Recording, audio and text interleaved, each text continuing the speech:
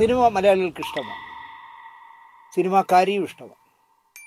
എവിടെയെങ്കിലും വെച്ചൊരു സിനിമാക്കാരനെ കണ്ടാൽ ഓടി നടന്ന് ഫോട്ടോ എടുക്കാനും ഇഷ്ടമാണ്, സിനിമാ വർത്തമാനങ്ങളും ഇഷ്ടമാണ്. പക്ഷേ ഇതിനിടയിൽ ചില ദുഷ്ട മനസ്സുകൾ ചെയ്യുന്ന ചില ക്രൂരതകളുണ്ട്. എന്നോട് ഞാനൊരിക്കൽ ഫിലിം നൈറ്റിന് വേണ്ടി മോഹൻലാൽ സ്പെഷ്യലിന് വേണ്ടി മോഹൻലാലിൻ്റെ വീട്ടിൽ ഒരു 4-5 ദിവസം ഞാനും ഫോട്ടോഗ്രാഫർ ശിവകുമാറുമായിട്ട് അവിടെ ചെന്ന് ആൽബങ്ങളൊക്കെ വെച്ച് ഫോട്ടോ എടുക്കുക, അമ്മയുടെ അച്ഛൻ്റെ അഭിമുഖം എടുക്കുക, അങ്ങനെ ഒരു 4-5 ദിവസം മോഹൻലാലിൻ്റെ വീട്ടിലുണ്ടായിരുന്നു പകൽ മുഴുവൻ. അപ്പോൾ മോഹൻലാലിൻ്റെ അമ്മ എന്നോട് പറഞ്ഞു, എത്ര ക്രൂരന്മാരാ മലയാളികൾ ദിനേശ്, എത്ര പ്രാവശ്യം എൻ്റെ മോനെ കൊന്നു എന്ന് നിങ്ങൾക്കറിയോ? ആലോചിച്ചപ്പോൾ എനിക്ക് കഷ്ടം തോന്നി. ആ അമ്മ അറിയുക, ആലോചിച്ച് നോക്കിയേ, മോഹൻലാൽ മരിച്ചു എന്നുള്ള വാർത്ത സ്വന്തം അമ്മ അറിയുമ്പോൾ ഒരു വേദന ആലോചിച്ച് നോക്കി. അതുപോലെ നമ്മുടെ യേശുദാസ്, നമ്മുടെ ഗാനഗന്ധർവനെ എത്ര പ്രാവശ്യം ആളുകൾ കൊന്നു. ഇപ്പോൾ ഞാനിത് പറയാൻ കാര്യം, ഇപ്പോൾ 2 ദിവസം മുമ്പ് മെനഞ്ഞാന്ന് എനിക്കൊരു വാർത്തയും ഫ്ലവേഴ്സ് ചാനലിൽ, അത് 24 ആണെങ്കിൽ മനസ്സിലാക്കാം, ഫ്ലവേഴ്സിൻ്റെ എംബ്ലോക്ക് വച്ചിട്ട് ചെയ്ത ഒരു കാർഡ് ഒരാൾ അയച്ചു തന്നിട്ട് എന്നോട് പറഞ്ഞു, ദിനേശി നമ്മുടെ മധുബാലന് എന്ത് സംഭവിച്ചു? ഞാൻ എന്തേ? ഞാനൊരു പോസ്റ്റ് ഇട്ട് ഒരു സാധനം ഇട്ടിട്ടുണ്ട്, ഒന്ന് നോക്കണേ എന്ന് പറഞ്ഞു. ഞാനിരുന്ന് നോക്കുമ്പോൾ മധുബാല അന്തരിച്ചു എന്നുള്ള വാർത്തയാണ്. പെട്ടെന്ന് എൻ്റെ മനസ്സിലൂടെ പോയത്, മധുബാലൻ്റെ ഒരു മകളുടെ കല്യാണം കഴിഞ്ഞു, ഇനി ഒരു മകളുണ്ട്. മധുവാണെങ്കിൽ ഒരുപാട് സമ്പാദിച്ച ആളൊന്നുമല്ല, ഇപ്പോഴും എന്നെപ്പോലെ തന്നെ തിരുവനന്തപുരത്ത് വാടക വീട്ടിൽ താമസിക്കുന്ന ആളാണ്. പിന്നെ ഭാര്യ ഒരു സർക്കാർ എംപ്ലോയി ആണ് എന്നുള്ളൊരു വ്യത്യാസമുണ്ട്. അതൊക്കെയാണ് എൻ്റെ മനസ്സിലൂടെ പെട്ടെന്ന് കടന്നു പോയത്. പക്ഷേ മധു അങ്ങനെ അത്ര പെട്ടെന്നൊന്നും പോകില്ല എന്ന് എനിക്കറിയാം, കാരണം ചെറുപ്പക്കാരനല്ലേ. ഞാനൊന്നും മടിക്കാതെ നേരെ മധുബാലനെ തന്നെ വിളിച്ചു. മധു തന്നെ ഫോൺ എടുത്തു. അപ്പം ഞാൻ മധു, നീ എപ്പോൾ മരിച്ചു എന്നറിയാൻ വേണ്ടി വിളിച്ചതാണെന്ന് പറഞ്ഞു. സത്യത്തിൽ എനിക്ക് പ്രയാസം തോന്നി, കാരണം മധു എന്നോട് പറയുകയാണ്, ദിനേശേ, ഈ വാർത്ത ആദ്യമായിട്ട് വന്ന സമയം മുതൽ ഏതാണ്ട് ഞാൻ വിളിക്കുമ്പോൾ 2 മണിക്കൂർ എന്തോയി, ഒരുപാട് പേരെന്നെ വിളിച്ചു ദിനേശേ.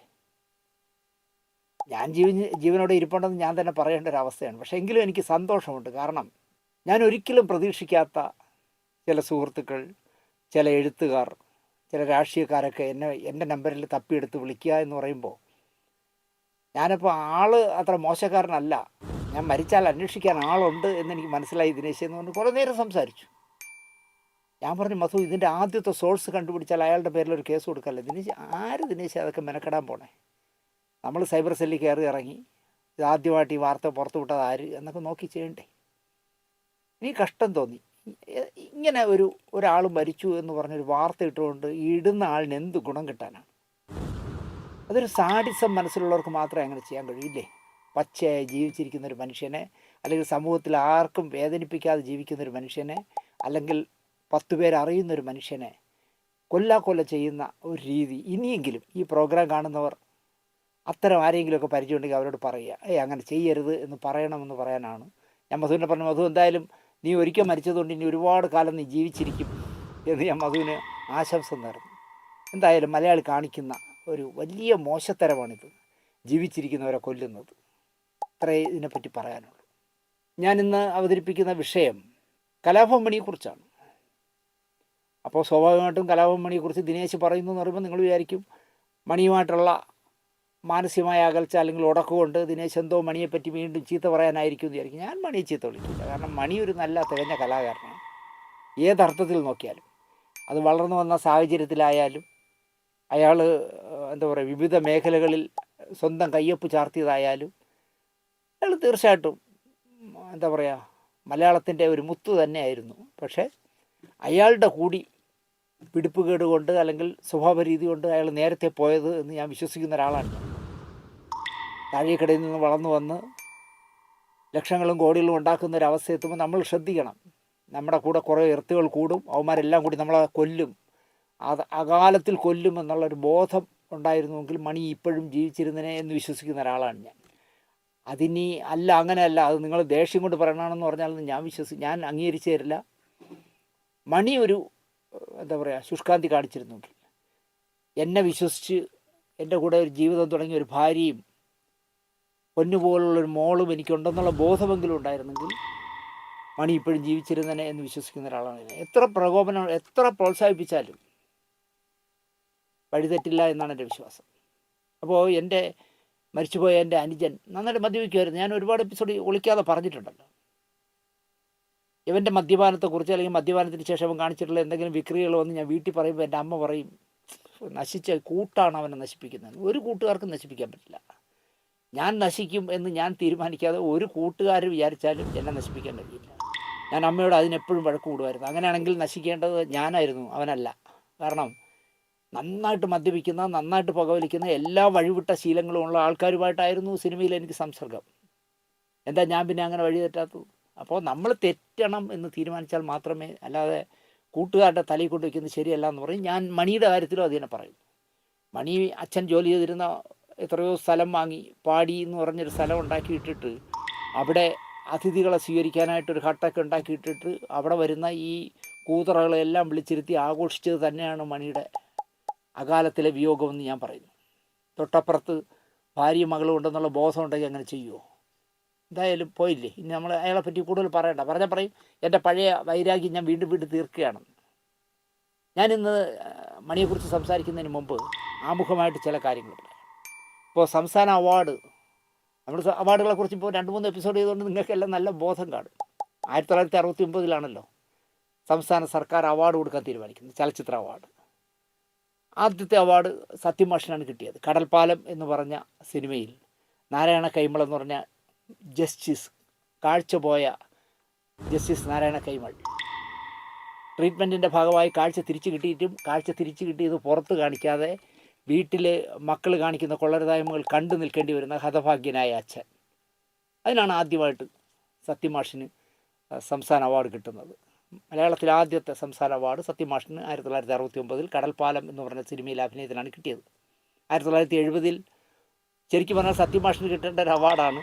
പക്ഷേ അരനാഴിക നേരം ചെയ്യാനായിട്ട് സേതുമാധവ സാറ് സത്യമാഷിനോട് നമ്മൾ അടുത്ത് ചെയ്യുന്നത് പാറപ്പുറത്തിൻ്റെ അരനാഴിക നേരമാണ്, അതുകൊണ്ട് ആ പുസ്തകം ഒന്ന് വാങ്ങി വായിക്കണം എന്ന് പറയുകയും സത്യമാഷ് വാങ്ങി വായിച്ച ശേഷം പറഞ്ഞു, സേതു, ആ കുഞ്ഞനച്ചൻ എന്നുള്ള സെൻട്രൽ ക്യാരക്ടർ ഞാൻ ചെയ്താൽ ചെയ്യും, പക്ഷേ അത് മലയാള സിനിമയിൽ ഇപ്പോൾ ചെയ്യാൻ ഒരുത്തനേ ഉള്ളൂ, അത് ശ്രീധരനാണ് എന്ന് പറഞ്ഞു. കൊട്ടാരക്കര ശ്രീധരൻ നായരെയാണ് പറഞ്ഞത്. അയ്യോ പുള്ളിയെ എനിക്ക് സഹകരിപ്പിക്കാൻ പറ്റില്ല, തലവേദനയാവും എന്ന് പറയുമ്പോൾ സത്യമാഷ് പറയുന്നു ഞാൻ ഏറ്റു എന്ന് പറഞ്ഞിട്ട് സേതുനാഥ സാറിനെയും വിളിച്ചുകൊണ്ട് കൊട്ടാരക്കര ശ്രീധരൻ നായരെ കാണുകയും, ശ്രീധര പാറപ്പുറത്തിൻ്റെ അരനാഴിക നേരം വായിച്ചിട്ടുണ്ടോ? ഉണ്ട്, അത് സിനിമയാക്കുന്നു സേതു, അതിൽ സെൻട്രൽ ക്യാരക്ടറായ കുഞ്ഞനച്ഛനാവേണ്ടത് നീയാണ്, പക്ഷേ സെറ്റിൽ എന്തെങ്കിലും തെമ്മാടിത്തരം കാണിച്ചാൽ അവിടെ ഇട്ട് ഞാൻ തല്ലും എന്ന് പറയും. ഏയ് ഞാനൊന്നും ചെയ്യില്ല എന്ന് പറഞ്ഞു. കൊട്ടാരക്കര ശ്രീധരൻ ആ സെറ്റിൽ വളരെ മാന്യനായിരുന്നു. ഷൂട്ടിംഗ് തീരുന്നത് വരെ അദ്ദേഹം മദ്യപിക്കാതെ അഭിനയിച്ച സിനിമയായിരുന്നു. അപ്പോൾ അതിനാണ് 1970 കൊട്ടാരക്കര ശ്രീധരൻ നായർക്ക് സംസ്ഥാന അവാർഡ് കിട്ടുന്നത്. 1971 സത്യമാഷിന് വീണ്ടും അവാർഡ് കിട്ടി, കരകാണാക്കടൽ എന്ന് പറഞ്ഞ സിനിമയിലെ തോമ എന്ന് പറഞ്ഞ ക്യാരക്ടർ. 1972 മായ എന്ന് പറഞ്ഞ നമ്മുടെ കെ സുരേന്ദ്രൻ്റെ നോവൽ സിനിമയാക്കിയപ്പോൾ തെക്കുറിശ്ശി സുകുമാരൻ നായർക്കാണ് അവാർഡ് കിട്ടിയത്, അതിലെ ശങ്കരപ്പിള്ള എന്നുള്ള വേഷത്തിന്. 1973 PJ ആൻ്റണിക്ക് നിർമാല്യം, MT വാസുദേവൻ നായർ ആദ്യമായി സംവിധാനം ചെയ്ത നിർമാല്യത്തിലെ വെളിച്ചപ്പാടിൻ്റെ കഥാപാത്രം തന്മയത്വമായി ചെയ്തതിന് PJ ആൻ്റണിക്ക് അവാർഡ് കിട്ടി. 1974 അടൂർ ഭാസിക്കാണ് അവാർഡ് കിട്ടുന്നത്. സേതുമാധവ സാറിൻ്റെ ചട്ടക്കാരി എന്ന് പറഞ്ഞ സിനിമയിലെ മോറിസ് എന്ന് പറഞ്ഞ ക്യാരക്ടർ വെള്ളം അടിച്ച് കോട് തിരിഞ്ഞ് നടക്കുന്ന ഒരു ആംഗ്ലോ ഇന്ത്യൻ മനുഷ്യനായിട്ട് മനോഹരമായി ഭാസി സാർ ചെയ്ത പടമാണ്. അതുപോലെ ചക്രവാകം എന്ന് പറഞ്ഞ സിനിമയിലെ ശങ്കരൻ എന്ന് പറഞ്ഞ ക്യാരക്ടറുമായിട്ടാണ് അവാർഡ് കിട്ടിയത്. 1975 നിലച്ചിരിക്കാതെ സുധീർ എന്ന് പറഞ്ഞ ചെറുപ്പക്കാരന് സത്യമാഷിൻ്റെ വിയോഗത്തിന് ശേഷം സത്യത്തിൻ്റെ നിഴലിൽ എന്ന് പറഞ്ഞ സിനിമയിൽ അഭിനയിച്ചതിന് സുധീറിനായിരുന്നു മികച്ച നടൻ്റെ അവാർഡ് കിട്ടിയത്. 1976 തണൽ, രാജീവ്നാഥിൻ്റെ തണൽ, പല്ലവി 2 സിനിമകൾക്ക് MG സോമനാണ് മികച്ച നടനായത്. 1977 കൊടിയേറ്റത്തിലെ ശങ്കരൻകുട്ടി എന്ന് പറഞ്ഞ നല്ല അലക്കി തേച്ച മുണ്ട് ഉടുപ്പൊക്കെ ഇട്ട് കല്യാണത്തിന് പോകുമ്പോൾ ഭയങ്കര വേഗതയിൽ വന്നൊരു കാറ് റോഡിൽ കിടന്ന ചെളിവെള്ളം മുഴുവൻ ശങ്കരൻകുട്ടിയുടെ ദേഹം മുഴുവൻ അടിച്ച് തീർപ്പിക്കുമ്പോൾ ആ വെള്ളമെല്ലാം തുടച്ചിട്ട് ആ കാറ് പോണ സ്പീഡ് നോക്കി നിന്നിട്ട് എന്തൊരു സ്പീഡ് എന്ന് പറയുന്ന പാവം ശങ്കരൻകുട്ടി. അത് ആ വേഷം ചെയ്ത ഭരത് ഗോപിക്കാണ് ആദ്യമായിട്ട് അവാർഡ് കിട്ടുന്നത് 1977. 78 സുകുമാരൻ, MT വാസുദേവൻ നായരുടെ ബന്ധനവും പിന്നെ ഏതോ ഒരു സ്വപ്നം എന്ന് പറഞ്ഞ സിനിമയ്ക്കും, അതിലെ ബന്ധനത്തിലെ ഉണ്ണികൃഷ്ണനും ഏതോ ഒരു സ്വപ്നത്തിലെ ദിവാകരൻ നായർക്കുമാണ് സുകുമാരന് സംസ്ഥാന അവാർഡ് കിട്ടുന്നത്. 1979 വീണ്ടും അടൂർ ഭാസി മികച്ച നടനായി ജോൺ അബ്രഹാമിൻ്റെ ചെറിയാച്ചൻ്റെ ക്രൂരകൃത്യങ്ങളിൽ. 1980 അച്ചൻകുഞ്ഞ്, ഭരതൻ സംവിധാനം ചെയ്ത, പത്മരാജൻ്റെ തിരക്കഥയിൽ ഭരതൻ സംവിധാനം ചെയ്ത ലോറി എന്ന് പറഞ്ഞ സിനിമയിലെ വേലൻ എന്ന് പറഞ്ഞ ക്യാരക്ടറാണ് കിട്ടിയത്. ഞാൻ 80 വരെ പറയുന്നുള്ളൂ. അത് പറയാൻ കാര്യം എന്താണെന്ന് ചോദിച്ചാൽ, ഈ പറയുന്ന 69 മുതൽ 80 വരെയുള്ള, അല്ലെങ്കിൽ 10 വർഷക്കാലം 11 വർഷക്കാലത്തെ കഥ പറയാൻ കാര്യം, ഈ 11 വർഷക്കാലവും ശ്രദ്ധേയമായ വേഷങ്ങൾ ചെയ്ത ആളായിരുന്നു നമ്മുടെ നടൻ മധുസാർ. ഇപ്പോൾ 70-ലാണെങ്കിൽ ഓളവും തീരവും എന്ന് പറഞ്ഞ പടത്തിലെ ബാപ്പുട്ടി, PN മേനോൻ ചെയ്ത ഓളവും തീരവും, MTയുടെ ഓളവും തീരവും. ഇപ്പോൾ മോഹൻലാൽ അത് റീടേക്ക് ചെയ്യുന്നുണ്ട്, പ്രിയദർശൻ. നമുക്ക് നോക്കാം ബാപ്പുട്ടിയായിട്ട് മധുസാർ അഭിനയിച്ചത് എങ്ങനെയുണ്ട്, മോഹൻലാൽ എങ്ങനെ അഭിനയിക്കുന്നു എന്ന്. മനോഹരമായി മധുസാർ ചെയ്ത വേഷമായിരുന്നു ഓളവും തീരത്തിലെ ബാപ്പുട്ടി. 1971 വിത്തുകൾ, ഉമ്മാച്ചു എന്ന് പറഞ്ഞ 2 സിനിമകൾ മനോഹരമായ, എനിക്കിഷ്ടപ്പെട്ട സിനിമയാണ് ഞാൻ ഈ പറയുന്നത്. വിത്തുകളിലെ ഉണ്ണികൃഷ്ണനും ഉമ്മാച്ചുലെ മായൻകുട്ടിയും.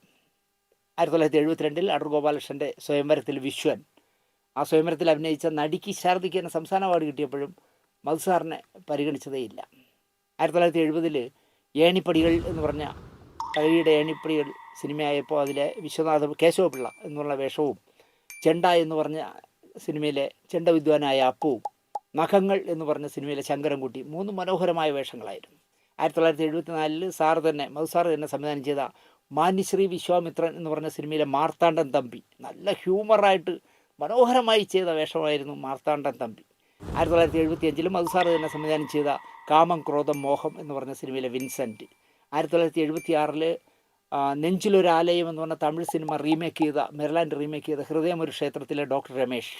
1977 IV ശശിയുടെ, പത്മരാജൻ്റെ തിരക്കഥയിൽ IV ശശി ചെയ്ത ഇതാ ഇവിടെ വരെ എന്ന് പറഞ്ഞ സിനിമയിലെ താറാവ് വളർത്തുകാരനായ പൈലിച്ചേട്ടൻ. 1978 ഇതാ ഒരു മനുഷ്യൻ, IV ശശിയുടെ. അമാനുഷ് എന്ന് പറഞ്ഞ ഹിന്ദി സിനിമ റീമേക്ക് ചെയ്ത ഇതാ ഒരു മനുഷ്യനിലെ മധുസൂദനും ഞാൻ മാത്രം എന്ന് പറഞ്ഞ പടത്തിലെ ചന്ദ്രൻ പിള്ളയും.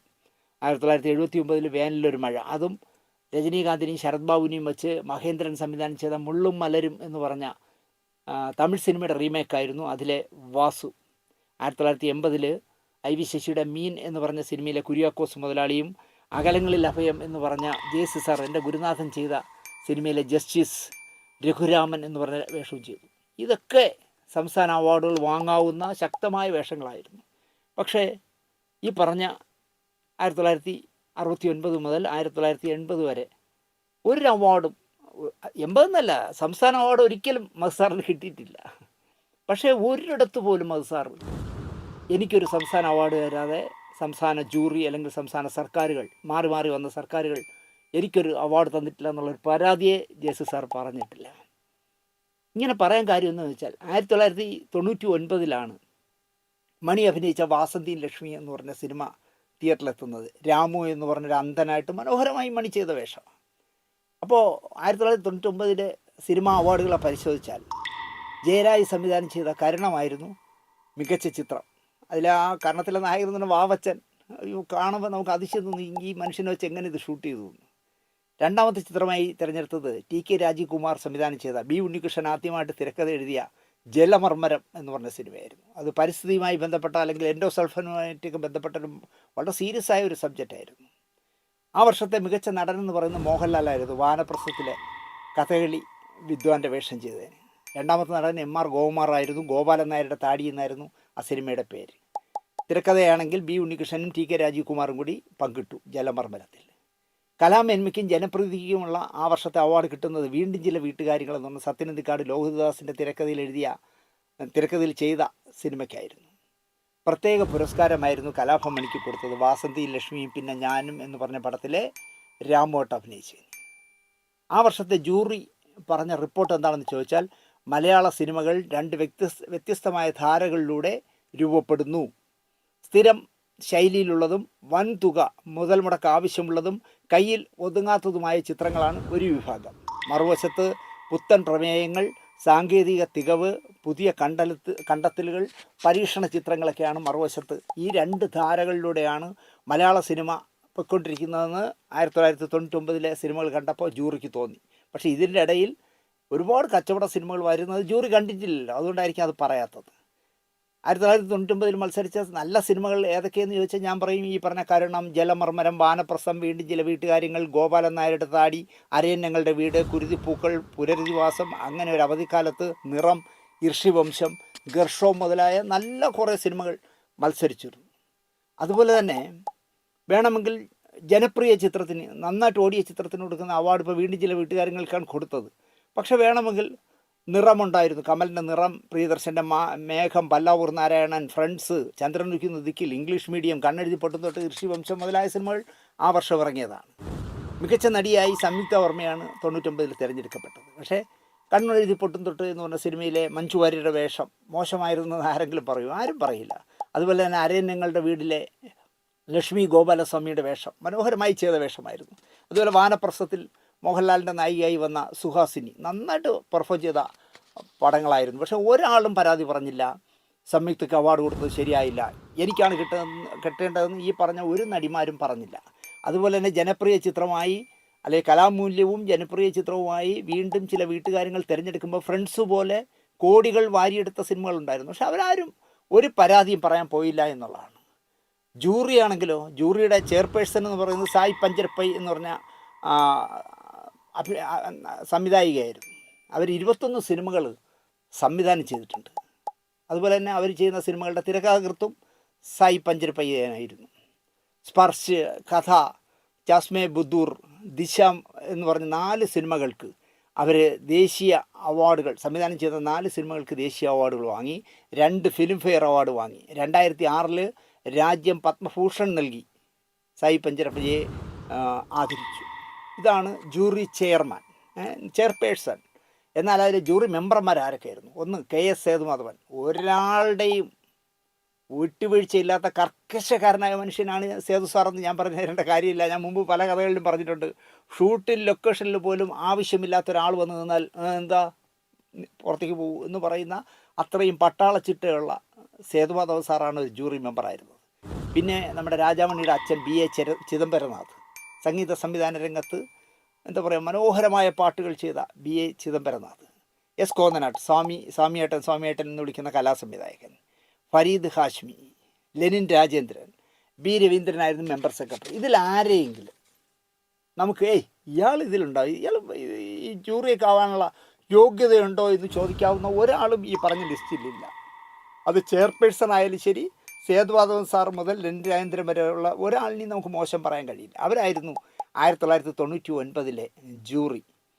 മണിയെ ഒഴിവാക്കിയതിന് കാരണം, ഇപ്പോൾ മണി മരിച്ചിട്ട് 8 വർഷമായല്ലോ. 8 വർഷമായപ്പോൾ മണിയെ നന്നായിട്ട് വിറ്റെടുത്തിട്ടുള്ള, അല്ലെങ്കിൽ മോഹൻലാലിൻ്റെയും മമ്മൂട്ടിയുടെയൊക്കെ ഡേറ്റ് കിട്ടാത്തതുകൊണ്ട് മണിയെ പോലെ ദിലീപിനെയൊക്കെ പോലെ ഉള്ളവരെ വെച്ച് നന്നായിട്ട് സിനിമകളെടുത്ത് നല്ല കാശ് സമ്പാദിച്ച, നല്ല പേരുണ്ടാക്കിയ മഹാനായ ഒരു സംവിധായകൻ 8ാം വാർഷികത്തിൽ എല്ലാ വർഷവും അദ്ദേഹം ഇങ്ങനെ മണിക്ക് വാസന്തി ലക്ഷ്മിയിലും അവാർഡ് കൊടുക്കാത്തതിനെ കുറിച്ച് തെറി വിളിക്കുന്ന ഒരു ലേഖനം എഴുതും. മണിയുടെ ചുവരി വെച്ച് കൊടുക്കും. കാരണം മണി 8 വർഷമായില്ലേ മരിച്ചിട്ട്. അപ്പോൾ 8ാം വാർഷികത്തിൽ അദ്ദേഹം പറയുകയാണ്, മണിയെ ഒഴിവാക്കിയതിന് കാരണം സംവിധായകനോടുള്ള പക മണിയോട് തീർത്തതാണ് എന്നാണ് അദ്ദേഹം ഇന്ന് പറയുന്നത്. അപ്പം ഞാൻ ചോദിക്കുന്നത്, ഈ സംവിധായകനോട് KS സേതുമാധവൻ എന്ത് ദേഷ്യം, എന്ത് പക? അല്ലെങ്കിൽ പുറമേ നിൽക്കുന്ന ആരെങ്കിലും പറഞ്ഞു കൊടുത്താൽ കേൾക്കുന്ന ആളാണോ സേതുമാധവൻ സാർ? അല്ലെങ്കിൽ BA ചിദംബരനാഥ്, അല്ലെങ്കിൽ ലെനിൻ രാജേന്ദ്രൻ, അല്ലെങ്കിൽ S കോന്നനാട്ട് എന്ന് പറയാനുള്ള ധാർമ്മികമായ മര്യാദ ഈ സംവിധായകൻ കാണിക്കണ്ടേ? അദ്ദേഹം പറയുന്നത് മണിയെ ഒഴിവാക്കിയതിന് കാരണം സംവിധായകനോടുള്ള പക മണിയോട് തീർത്തു എന്നാണ്. കലാഭവൻ മണി മരിച്ചിട്ട് 8 വർഷമായി. ഈ 8 വർഷമായി മണിയെ മുന്നിൽ നിർത്തി വാസന്തിയും ലക്ഷ്മിയും പിന്നെ ഞാനും എന്ന സിനിമയുടെ സംവിധായകൻ ഇത് തന്നെ പറഞ്ഞുകൊണ്ടിരിക്കുന്നു എന്നുള്ളതുകൊണ്ടാണ് നമ്മൾ ഈ എപ്പിസോഡിൽ പറയുന്നത്. അല്ല, എനിക്ക് ആ സംവിധായകനോട് ഒരു വൈരാഗ്യമില്ല. ഇപ്പം എന്താ പറയുക, ഏതാണ്ട് വലിയൊരു 69,000 രൂപ ഞാനതൊക്കെ മറക്കുകയാണ്. ഞാനതൊക്കെ ആവശ്യമില്ലാത്തൊക്കെ മറന്നു കളയുകയാണ്. 59,800 അങ്ങനെ 69,800 എന്തോ സബ്സ്ക്രൈബേഴ്സ് ഉള്ളപ്പോൾ, അല്ലെങ്കിൽ 72,000 രൂപ യൂട്യൂബ് തരാനുള്ളപ്പോഴാണ് ഈ സംവിധാന പ്രതിഭ എൻ്റെ പേരിൽ അന്നത്തെ CPIയുടെ ഏതോ മന്ത്രിയെ പിടിച്ചിട്ട്, ഇപ്പോൾ തൃശ്ശൂർ മത്സരിക്കുന്ന സുനിലാണോ ആരെയോ പിടിച്ചിട്ട് സൈബർ സെല്ല് വഴി എൻ്റെ ചാനലിനെ ബ്ലോക്ക് ചെയ്ത് കളഞ്ഞു, ചാനലിനെ മർജ് ചെയ്ത് കളഞ്ഞു, ഇല്ലാതാക്കി കളഞ്ഞു. എന്ന് കരുതി എനിക്ക് അയാളുടെ വിരോധമൊന്നുമില്ല. കാരണം 1 മണിക്കൂർ കഴിഞ്ഞപ്പോൾ ഞാൻ വീണ്ടും ലൈറ്റ്സ് ക്യാമറ ആക്ഷൻ നിന്ന് തുടങ്ങുകയും ഇപ്പോൾ അത് പ്രസൻറ്റ് ടൈമിൽ 1,79,000 സബ്സ്ക്രൈബേഴ്സായിട്ട് നിൽക്കുന്നതുകൊണ്ട് തന്നെ എനിക്ക് പുല്ലേ മാത്രം എന്ന് വിചാരിക്കുന്ന ഒരാളാണ് ഞാൻ. 72,000 രൂപ പോയി. അന്ന് എനിക്ക് ഇത്തിരി പ്രയാസം തോന്നിയെങ്കിലും പിന്നെ ഞാനതങ്ങ് കളഞ്ഞു. കാരണം നമ്മളിങ്ങനെയൊക്കെ ആവുമെന്ന് വിചാരിച്ചിട്ടാണോ സിനിമയിൽ വന്നത്? അല്ലല്ലോ. അപ്പോൾ അദ്ദേഹം പറയുന്നത് 8 വർഷമായിട്ട് കലാഭവൻ മണി മരിച്ച് ഇത്രയും കാലം കഴിഞ്ഞിട്ടും ഇദ്ദേഹം ഇത് എന്നെ പറഞ്ഞുകൊണ്ടിരിക്കുന്നു. ഒപ്പം കലാഭവൻ മണി, അതാണ് എന്നെ ഏറ്റവും കൂടുതൽ വേദനിപ്പിക്കുന്നത്. കലാഭവൻ മണി ഒരു അവർണനാണ് എന്ന് ഇദ്ദേഹം ഓർമ്മിപ്പിച്ചുകൊണ്ടേയിരിക്കും. ഇദ്ദേഹം നായർ കമ്മ്യൂണിറ്റിയിൽ പറഞ്ഞ ആളാണ്. അതുകൊണ്ടാണ് അതിൻ്റെ കോംപ്ലക്സ് തീർക്കണമെന്ന് എനിക്കുണ്ട്. ഇദ്ദേഹം പറഞ്ഞുകൊണ്ടേയിരിക്കും മണി ഒരു അവർണനാണ്, മണി ഒരു അവർണനാണ്. മണി അവർണനായിട്ട് കേരളത്തിലെ ഒരു പ്രേക്ഷകനും കണ്ടിട്ടില്ല എന്നുള്ളതാണ്. കുറച്ച് പേര് ചിലപ്പം മണിയോട് എന്തെങ്കിലും ഒരു എതിർപ്പ് തോന്നിയിട്ടുള്ളത് മണി പരസ്യമായി ഞാനൊരു കമ്മ്യൂണിസ്റ്റുകാരനാണ് എന്ന് പറയുന്നതിൽ ചിലർക്ക് എതിർപ്പുണ്ടാവാം. പക്ഷേ മണി ഒരു അവർണന സമുദായത്തിൽ പിറന്നവനാണെന്ന് കേരളത്തിലെ ഒരു മലയാളിയും പറയില്ല. പക്ഷേ ഈ സംവിധായകൻ നിരന്തരമായി പറഞ്ഞുകൊണ്ടേയിരിക്കും മണി ഒരു അവർണനാണെന്ന് നിങ്ങൾ ഓർക്കണം, അതുകൊണ്ടാണ് ഒതുക്കിയത് എന്നുള്ള രീതിയിലാണ് പുള്ളി സംസാരിക്കുന്നത്. നാണമില്ലേ ഒരു കലാകാരൻ എന്ന് പറയാനാണെന്നാണ് എനിക്ക് ആദ്യം ചോദിക്കാനുള്ളത്. ഈ 21-ാം നൂറ്റാണ്ടിലെങ്കിലും ജാതിയുടെയും മതത്തിൻ്റെയും വെറിയന്മാരെ ഞാൻ പുച്ഛത്തോടെയാണ് കാണുന്നത്. അത് തന്നെയായിരിക്കും കേരളത്തിലെ കലാകാരന്മാരും മലയാളി എല്ലാം കാണുന്നതെന്ന് ഞാൻ വിചാരിക്കുന്നു. അങ്ങനെ ലേബൽ ഒട്ടിച്ച് നടന്ന് ജാതീയമായി സംസാരിക്കാൻ നാണം വേണ്ടേ എന്നാണ് എനിക്ക് ആമുഖമായി ഈ സംവിധായകനോട് ചോദിക്കാനുള്ളത്. കമ്മ്യൂണിസ്റ്റുകാരനെന്നാണ് പറയണേ, പക്ഷേ വാ തുറന്നാൽ ജാതിയെ പറയുള്ളൂ. കാരണം മണിയുടെ ജാതിയെ വെച്ച് പറഞ്ഞാൽ ഏൽക്കുമെന്നറിയാം. അതുകൊണ്ടാണ് മണിയുടെ ആൾക്കാരെല്ലാം എന്നെ ഭയങ്കരമായിട്ട് ബഹുമാനിക്കട്ടെ എന്ന് വിചാരിച്ചിട്ടാണോ എന്ന് എനിക്കറിയില്ല. ഇദ്ദേഹം കമ്മ്യൂണിസ്റ്റുകാരനായത് എങ്ങനെയെന്നാണ് ഞാൻ ആലോചിക്കുന്നത്. കാരണം 24 മണിക്കൂർ അദ്ദേഹം ജാതീയമായേ സംസാരിക്കൂ. കലാഭവൻ മണിയെപ്പോലൊരു കലാകാരനെ ഒരു സ്മാരകം പണിയാൻ സർക്കാർ തയ്യാറായില്ല എന്നാണ് കക്ഷിയെ അതിശയിപ്പിക്കുന്നത്. അദ്ദേഹത്തെ അതിശയിപ്പിക്കുന്ന അതാണ്. മണിക്ക് വേണ്ടി ഒരു സ്മാരകം ഉണ്ടാക്കിയില്ലല്ലോ എന്നാണ് പുള്ളി പറയുന്നത്. 5 വർഷം ഈ സർക്കാരിൻ്റെ കഴിഞ്ഞ പിണറായി സർക്കാരിൻ്റെ കാലത്ത് 5 വർഷം ഒരു സ്ഥാപനത്തിൻ്റെ ചെയർമാനായി ചുവന്ന ബോർഡൊക്കെ വെച്ച് നടന്ന മനുഷ്യനാണ് ഈ പറയുന്ന സംവിധായകൻ. ഞാൻ കേൾക്കട്ടെ, അദ്ദേഹം തൃശ്ശൂരിൽ ഇപ്പോൾ മത്സരിക്കുന്ന അന്ന് കൃഷി വകുപ്പ് മന്ത്രിയായിരുന്ന നമ്മുടെ സുനിൽകുമാർ വഴിയെങ്കിലും PS സുനിൽകുമാറിനോടെങ്കിലും ഇദ്ദേഹം പറഞ്ഞിട്ട് ആ മണിക്കൊരു സ്മാരകം, നിങ്ങൾ തൃശ്ശൂർ മത്സരിച്ചൊക്കെ ജയിക്കുന്ന ആളല്ലേ, നിങ്ങൾ തൃശ്ശൂരുകാരനല്ലേ, ചാലക്കുടിയിൽ മണിക്കൊരു സ്മാരകം ഉണ്ടാക്കണമെന്ന് എന്തുകൊണ്ട് ഇദ്ദേഹം 5 വർഷം പറഞ്ഞില്ല എന്നാണ് എനിക്ക് ചോദിക്കാനുള്ളത്. മണിക്ക് മാത്രമാണോ സ്മാരകമില്ലാത്തതെന്നാണ് എനിക്ക് അദ്ദേഹത്തോട് ചോദിക്കാനുള്ളത്.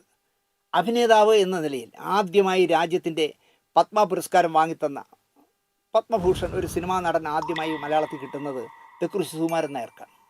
ഞാൻ കേൾക്കട്ടെ, മലയാളത്തിലെ ആദ്യത്തെ സൂപ്പർ സ്റ്റാർ ജീവിത നൗക എന്ന് പറഞ്ഞ പടം മലയാളത്തിൽ സൂപ്പർ ഹിറ്റാണ്, തമിഴിൽ സൂപ്പർ ഹിറ്റാണ്, കന്നഡയിൽ സൂപ്പർ ഹിറ്റാണ്, തെലുങ്കിൽ സൂപ്പർ ഹിറ്റാണ്. അപ്പോൾ മലയാളത്തിലെ ആദ്യത്തെ സൂപ്പർ സ്റ്റാർ എന്ന് പറയുന്നത് തെക്കുറിശ്ശി സുകുമാരൻ നായരാണ്. തെക്കുറിശ്ശി മാമന് എവിടെയെങ്കിലും ഒരു സ്മാരകമുണ്ടോ എന്ന് ഈ മഹാൻ അന്വേഷിച്ചിട്ടുണ്ടോ? അന്വേഷിക്കണമല്ലോ. ഇദ്ദേഹം സിനിമാക്കാരനും ഒരു മണിയെ മാത്രം വിറ്റ് കാശാക്കിയ പോരല്ലോ, ഇദ്ദേഹം അന്വേഷിക്കണ്ടേ? ഒരിടത്തും ഇല്ല എന്ന് മാത്രമല്ല, അദ്ദേഹം ജീവിച്ചിരുന്ന മനോഹരമായ ജവഹർ നഗറിലെ വീട് കാടും പരപ്പും കയറി കിടക്കുന്നു. അത് ബഹളവും പാമ്പും പഴുതാരിയൊക്കെ ആയപ്പോൾ ലംബോ പ്രേമൻ മുൻകൈയെടുത്ത് എന്തോ കുറച്ച് വെട്ടിത്തെളിച്ച് പെയിൻ്റൊക്കെ അടിച്ചു വെച്ചു. ഞാനിപ്പോൾ ഒരു 2 ആഴ്ച മുമ്പ് അതിലെ പോയപ്പോൾ ഒന്നുകൂടി ചുമ്മാ കൗതുകത്തിന് തെക്കുറിശ്ശിമാൻ്റെ വീട് കണ്ടിട്ട് പോകാമെന്ന് പറഞ്ഞിരുന്നു. കാരണം പൂട്ടിയിട്ടിരിക്കുകയല്ലേ, നമുക്ക് എത്ര നേരം വേണമെങ്കിൽ റോഡിൻ്റെ എതിർവശത്ത് നോക്കിക്കൊണ്ടിരിക്കാമല്ലോ. ഞാൻ അവിടെ ചെല്ലുമ്പോൾ അത് വീണ്ടും ജീർണിച്ചില്ലാതായി കിടക്കുന്നു. അദ്ദേഹത്തിൻ്റെ ഈ അനന്തര അവകാശികൾ ഇങ്ങനെ എന്തിന് ഈ സ്ഥാപനത്തിന് ഈ വീടിനെ നശിപ്പിക്കുന്നു എന്നാണ് ഞാൻ ആലോചിക്കുന്നത്. അദ്ദേഹം ജീവിച്ചിരുന്ന കാലത്ത് എന്തൊരു ഐശ്വര്യമുള്ള വീടായിരുന്നു. അതിനെ നശിപ്പിച്ച് നാരണക്കല്ലും ഊരി എന്ന് വേണമെങ്കിൽ പറയാം. എന്തുകൊണ്ട്? ഈ പറയുന്ന സംവിധാന പ്രതിഭ മലയാളത്തിൽ ആദ്യമായിട്ട് ഒരു പത്മശ്രീ വാങ്ങിക്കൊണ്ട് തന്ന, അല്ലെങ്കിൽ മലയാളത്തിലെ ആദ്യത്തെ സൂപ്പർ സ്റ്റാറായ തെക്കുറിശ്ശി സുകുമാരൻ നായർക്ക് ഒരു സ്മാരകം വേണം എന്ന് പറയാത്തത് എന്താണെന്നാണ് എനിക്ക് മനസ്സിലാവാത്തത്. അല്ലെങ്കിൽ ഇപ്പോൾ പ്രേം നസീർ എന്ന് പറഞ്ഞാൽ നിങ്ങൾക്കറിയാമല്ലോ, ലോക റെക്കോർഡിട്ട സിനിമയിൽ ലോക റെക്കോർഡിന് ഉടമയായ ആളാണ്. എന്താ പറയുക, അല്ലെങ്കിൽ ഒരു നല്ല മനുഷ്യസ്നേഹിയാണ് എന്താ പറയുക നസീർ സാർ. ഒരു പ്രതിമ വയ്ക്കണമെന്ന് ആർക്കെങ്കിലും ഒരു പ്രതിമയോ ഒരു സ്മാരകമോ നസീർ സാറിന് വേണ്ടി ഉണ്ടാക്കണമെന്ന് ഈ മഹാൻ പറയാത്തത്. ഇപ്പോൾ സുരേഷ് ഗോപിയുടെ നേതൃത്വത്തിൽ, സുരേഷ് കുമാറിൻ്റെ നേതൃത്വത്തിൽ ആരിൽ നിന്നെല്ലാമോ ഒരുപാട് പൈസ പിരിച്ച് ഒരു ബോധമില്ലാതെ നടക്കുന്ന ഒരു ശില്പിക്ക് കൊടുത്തു. ശില്പി കഴിഞ്ഞ 7-8 വർഷമായിട്ട് മുട്ടയിടുന്നു, നസീർ സാറിൻ്റെ പ്രതിമ ഉണ്ടാക്കിക്കൊണ്ടേയിരിക്കുന്നു, നടക്കുന്നേയില്ല. കണ്ണായ സ്ഥലത്ത് സർക്കാർ സ്ഥലം അനുവദിച്ചിട്ട് പോലും പ്രതിമ തീർന്നില്ല. ഞാൻ കേൾക്കട്ടെ, ഈ മനുഷ്യൻ ഇപ്പോൾ പറയുന്ന ഈ സംവിധാന പ്രതിഭ എന്താ പറയുക, തലസ്ഥാനത്ത് നസീർ സാറിനൊരു സ്മാരകം ഉണ്ടാക്കാത്തത് മോശമായിപ്പോയി എന്നൊരു വാക്ക് എന്തുകൊണ്ട് പറയുന്നില്ല? കമ്മ്യൂണിസ്റ്റ് പാർട്ടിക്കായി മനുഷ്യപക്ഷത്ത് നല്ല ചെറുപ്പകാലം മുഴുവൻ ഉപയോഗിച്ച രണ്ടുപേരായിരുന്നു പി ഭാസ്കരൻ മാഷും ON വി കുറുപ്പ് സാറും. ഇവർക്കെന്താ സ്മാരകത്തിനും പ്രതിമയ്ക്കും യോഗ്യതയില്ലേ? ഭാസ്കരൻ മാഷിന് പോലും മനസ്സിലാവാത്ത രീതിയിൽ ഒരു പ്രതിമയെങ്കിലും ഇരിപ്പുണ്ട് ആ മാനവീയ റോഡിൽ. പക്ഷേ ON വി കുറുപ്പ് എന്ന് പറഞ്ഞ മനുഷ്യന് അദ്ദേഹം മരിച്ച ശേഷം ഒരു ചർച്ചയുമില്ല, ഒരു സ്മാരകവും ഇല്ല, ഒരു പ്രതിമയും ഇല്ല. എന്താ ഈ സംവിധാന പ്രതിഭ ഈ ON വി കുറുപ്പ് സാറിനെയും പി ഭാസ്കരൻ മാഷിനെയും ഓർക്കാത്തത്? മണിയെപ്പറ്റി ആവുമ്പോൾ കേൾക്കാൻ ആളുണ്ടാവും, കൈയടിക്കാനും ആളെ കിട്ടും. കൂട്ടത്തിൽ അധകൃതൻ എന്ന ലേബൽ കൂടി ഒട്ടിച്ചാൽ ഇരട്ടി കൈയടി കിട്ടുമെന്ന് അറിയുന്നതാണ് ഈ മനുഷ്യൻ വർഷാവർഷം മണിയുടെ ചരമവാർഷിക ദിനത്തിൽ ഇങ്ങനെ വാചകം അടിക്കുന്നതെന്ന് ഞാൻ പറയും. എൻ്റെ ഈ പ്രോഗ്രാം കാണുന്ന ഞാൻ മനുഷ്യരെ എന്താ പറയുക ഓരോ കള്ളികളിൽ നിർത്തി കാണുന്നവനൊന്നുമല്ല. ഞാൻ പറയുന്നു, ഇദ്ദേഹത്തെ പോലുള്ളവർ പറയുന്ന വാചകം വഴികളിൽ മണിയുടെ സമുദായത്തിൽപ്പെട്ടതടക്കം ഒരാൾ വീഴരുത് എന്നാണ് എനിക്ക് പറയാനുള്ളത്. മണിയുടെ കഴിവും നിറവും ആരോഗ്യവും മാർക്കറ്റ് വാല്യൂവും നന്നായി ഉപയോഗിച്ച ബുദ്ധിമാനാണ് ഈ സംവിധായകൻ എന്ന കാര്യത്തിൽ എനിക്ക് യാതൊരു സംശയവുമില്ല. മണിയുടെ കഴിവുള്ളവൻ തന്നെയാണ്. അതുപോലെ തന്നെ അയാളുടെ കറുത്ത നിറം, അല്ലെങ്കിൽ അയാളുടെ ആരോഗ്യം, അയാൾക്കുള്ള മാർക്കറ്റ് വാല്യൂ, ഇതെല്ലാം നന്നായിട്ട് ഉപയോഗിച്ച ചുരുക്കം പേരിൽ ഒരാളാണ് ഇദ്ദേഹം. മണി കഴിവുള്ളവനായതിനാൽ ഇദ്ദേഹം ഉപയോഗിച്ചു, നന്നായി ലാഭം കൊയ്തു എന്നല്ലാതെ മണിയോട് ഒരു കമ്മിറ്റ്മെൻറ്റും ഒരു സ്നേഹവും മലയാള സിനിമയിലെ ആരോടും. ഇപ്പോൾ മഞ്ഞ് എന്ന് പറഞ്ഞ പടത്തിൽ MT വാസുദേവൻ മഞ്ഞെന്ന് പറഞ്ഞ നോവൽ എഴുതിയ പോലെ ഇദ്ദേഹം ഈ സംവിധാന പ്രതിഭയ്ക്ക് അദ്ദേഹത്തോടല്ലാതെ വേറെ ഒരു ലോകത്തുള്ള ഒരാളോടും ഒരു കമ്മിറ്റ്മെൻറ്റും ഇല്ല എന്ന് വിശ്വസിക്കുന്ന ഒരാളാണ് ഞാൻ.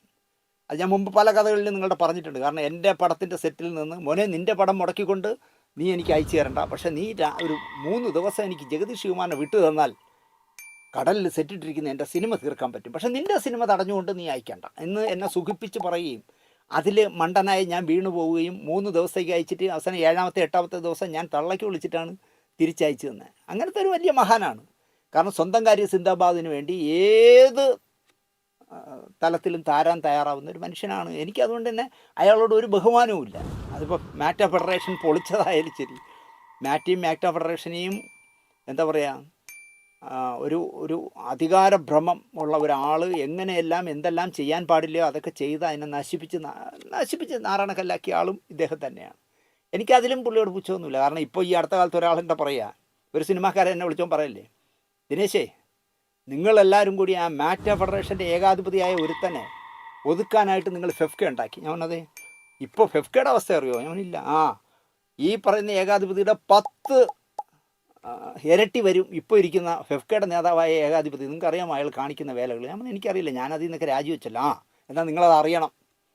അയാൾ കാണിക്കുന്ന അയാളുടെ സ്വന്തം കാര്യം സിന്ദാബാദ് എന്ന് പറഞ്ഞാൽ അയാൾക്ക് സംഘടനയെ അടിമുടി പിടിച്ചു നിർത്താനായി ഒരു ഏകാധിപതി കാണിക്കാൻ പാടില്ലാത്ത, അല്ലെങ്കിൽ മാറ്റ ഫെഡറേഷൻ്റെ തലവനായിരുന്നവൻ കാണിച്ചതിൻ്റെ 100 ഇരട്ടി തെമ്മാടിത്തരങ്ങളാണ് കാണിക്കുന്നത്. ഞാൻ പറഞ്ഞു ഇതൊക്കെ എന്നോട് പറയല്ലേ, അയാൾ ഒന്നാമത് എൻ്റെ പേരിൽ മാനനഷ്ട കേസ് കൊടുത്തിരിക്കുകയാണ് എന്ന് പറഞ്ഞ് ഞാൻ ആ വിഷയം അവസാനിപ്പിച്ചു.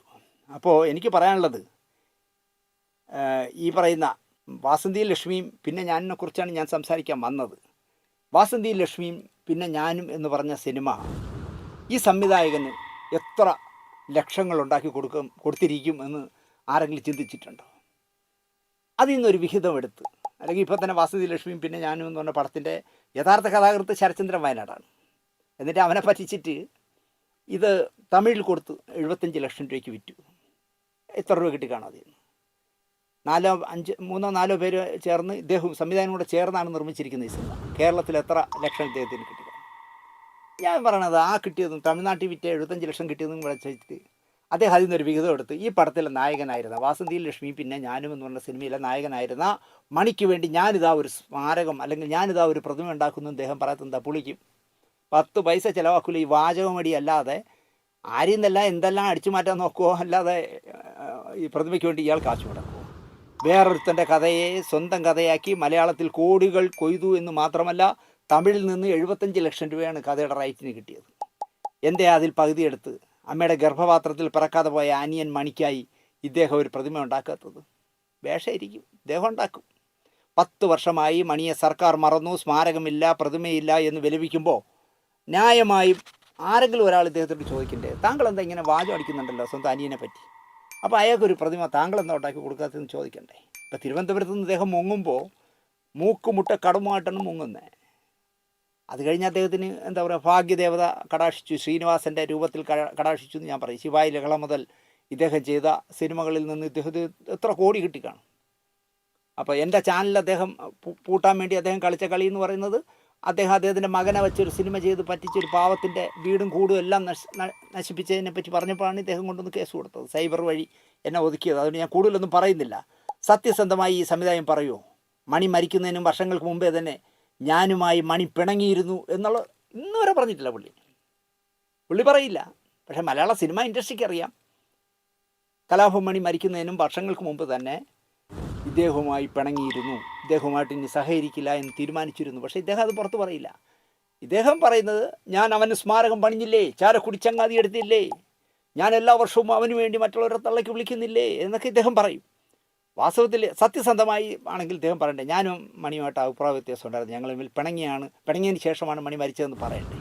സത്യസന്ധമായി പറഞ്ഞാൽ മണി ഒരു പാവം പൊട്ടനായിരുന്നു എന്നാണ് എൻ്റെ ഒരാൾ പറഞ്ഞത്. ഒരു പാവത്താനായ പൊട്ടനാണ് മണി എന്നാണ് ഒരു സിനിമാക്കാരെ എന്നോട് ഈ വിഷയം സംസാരിക്കുന്ന സമയത്ത് ഞാൻ വിളിച്ച് ഇങ്ങനെ സംസാരിച്ചുകൊണ്ടിരിക്കുമ്പോൾ എൻ്റെ പറഞ്ഞത്. ഇതിന് ശരിക്കും പറയാവുന്നത്, കലാഭവൻ മണി എന്ന് പറഞ്ഞൊരു പാവത്താനായ പൊട്ടനാണ്, വരും വരായികളൊന്നും അറിഞ്ഞാത്തൊരു മനുഷ്യനാണ് എന്നാണ് പറഞ്ഞത്.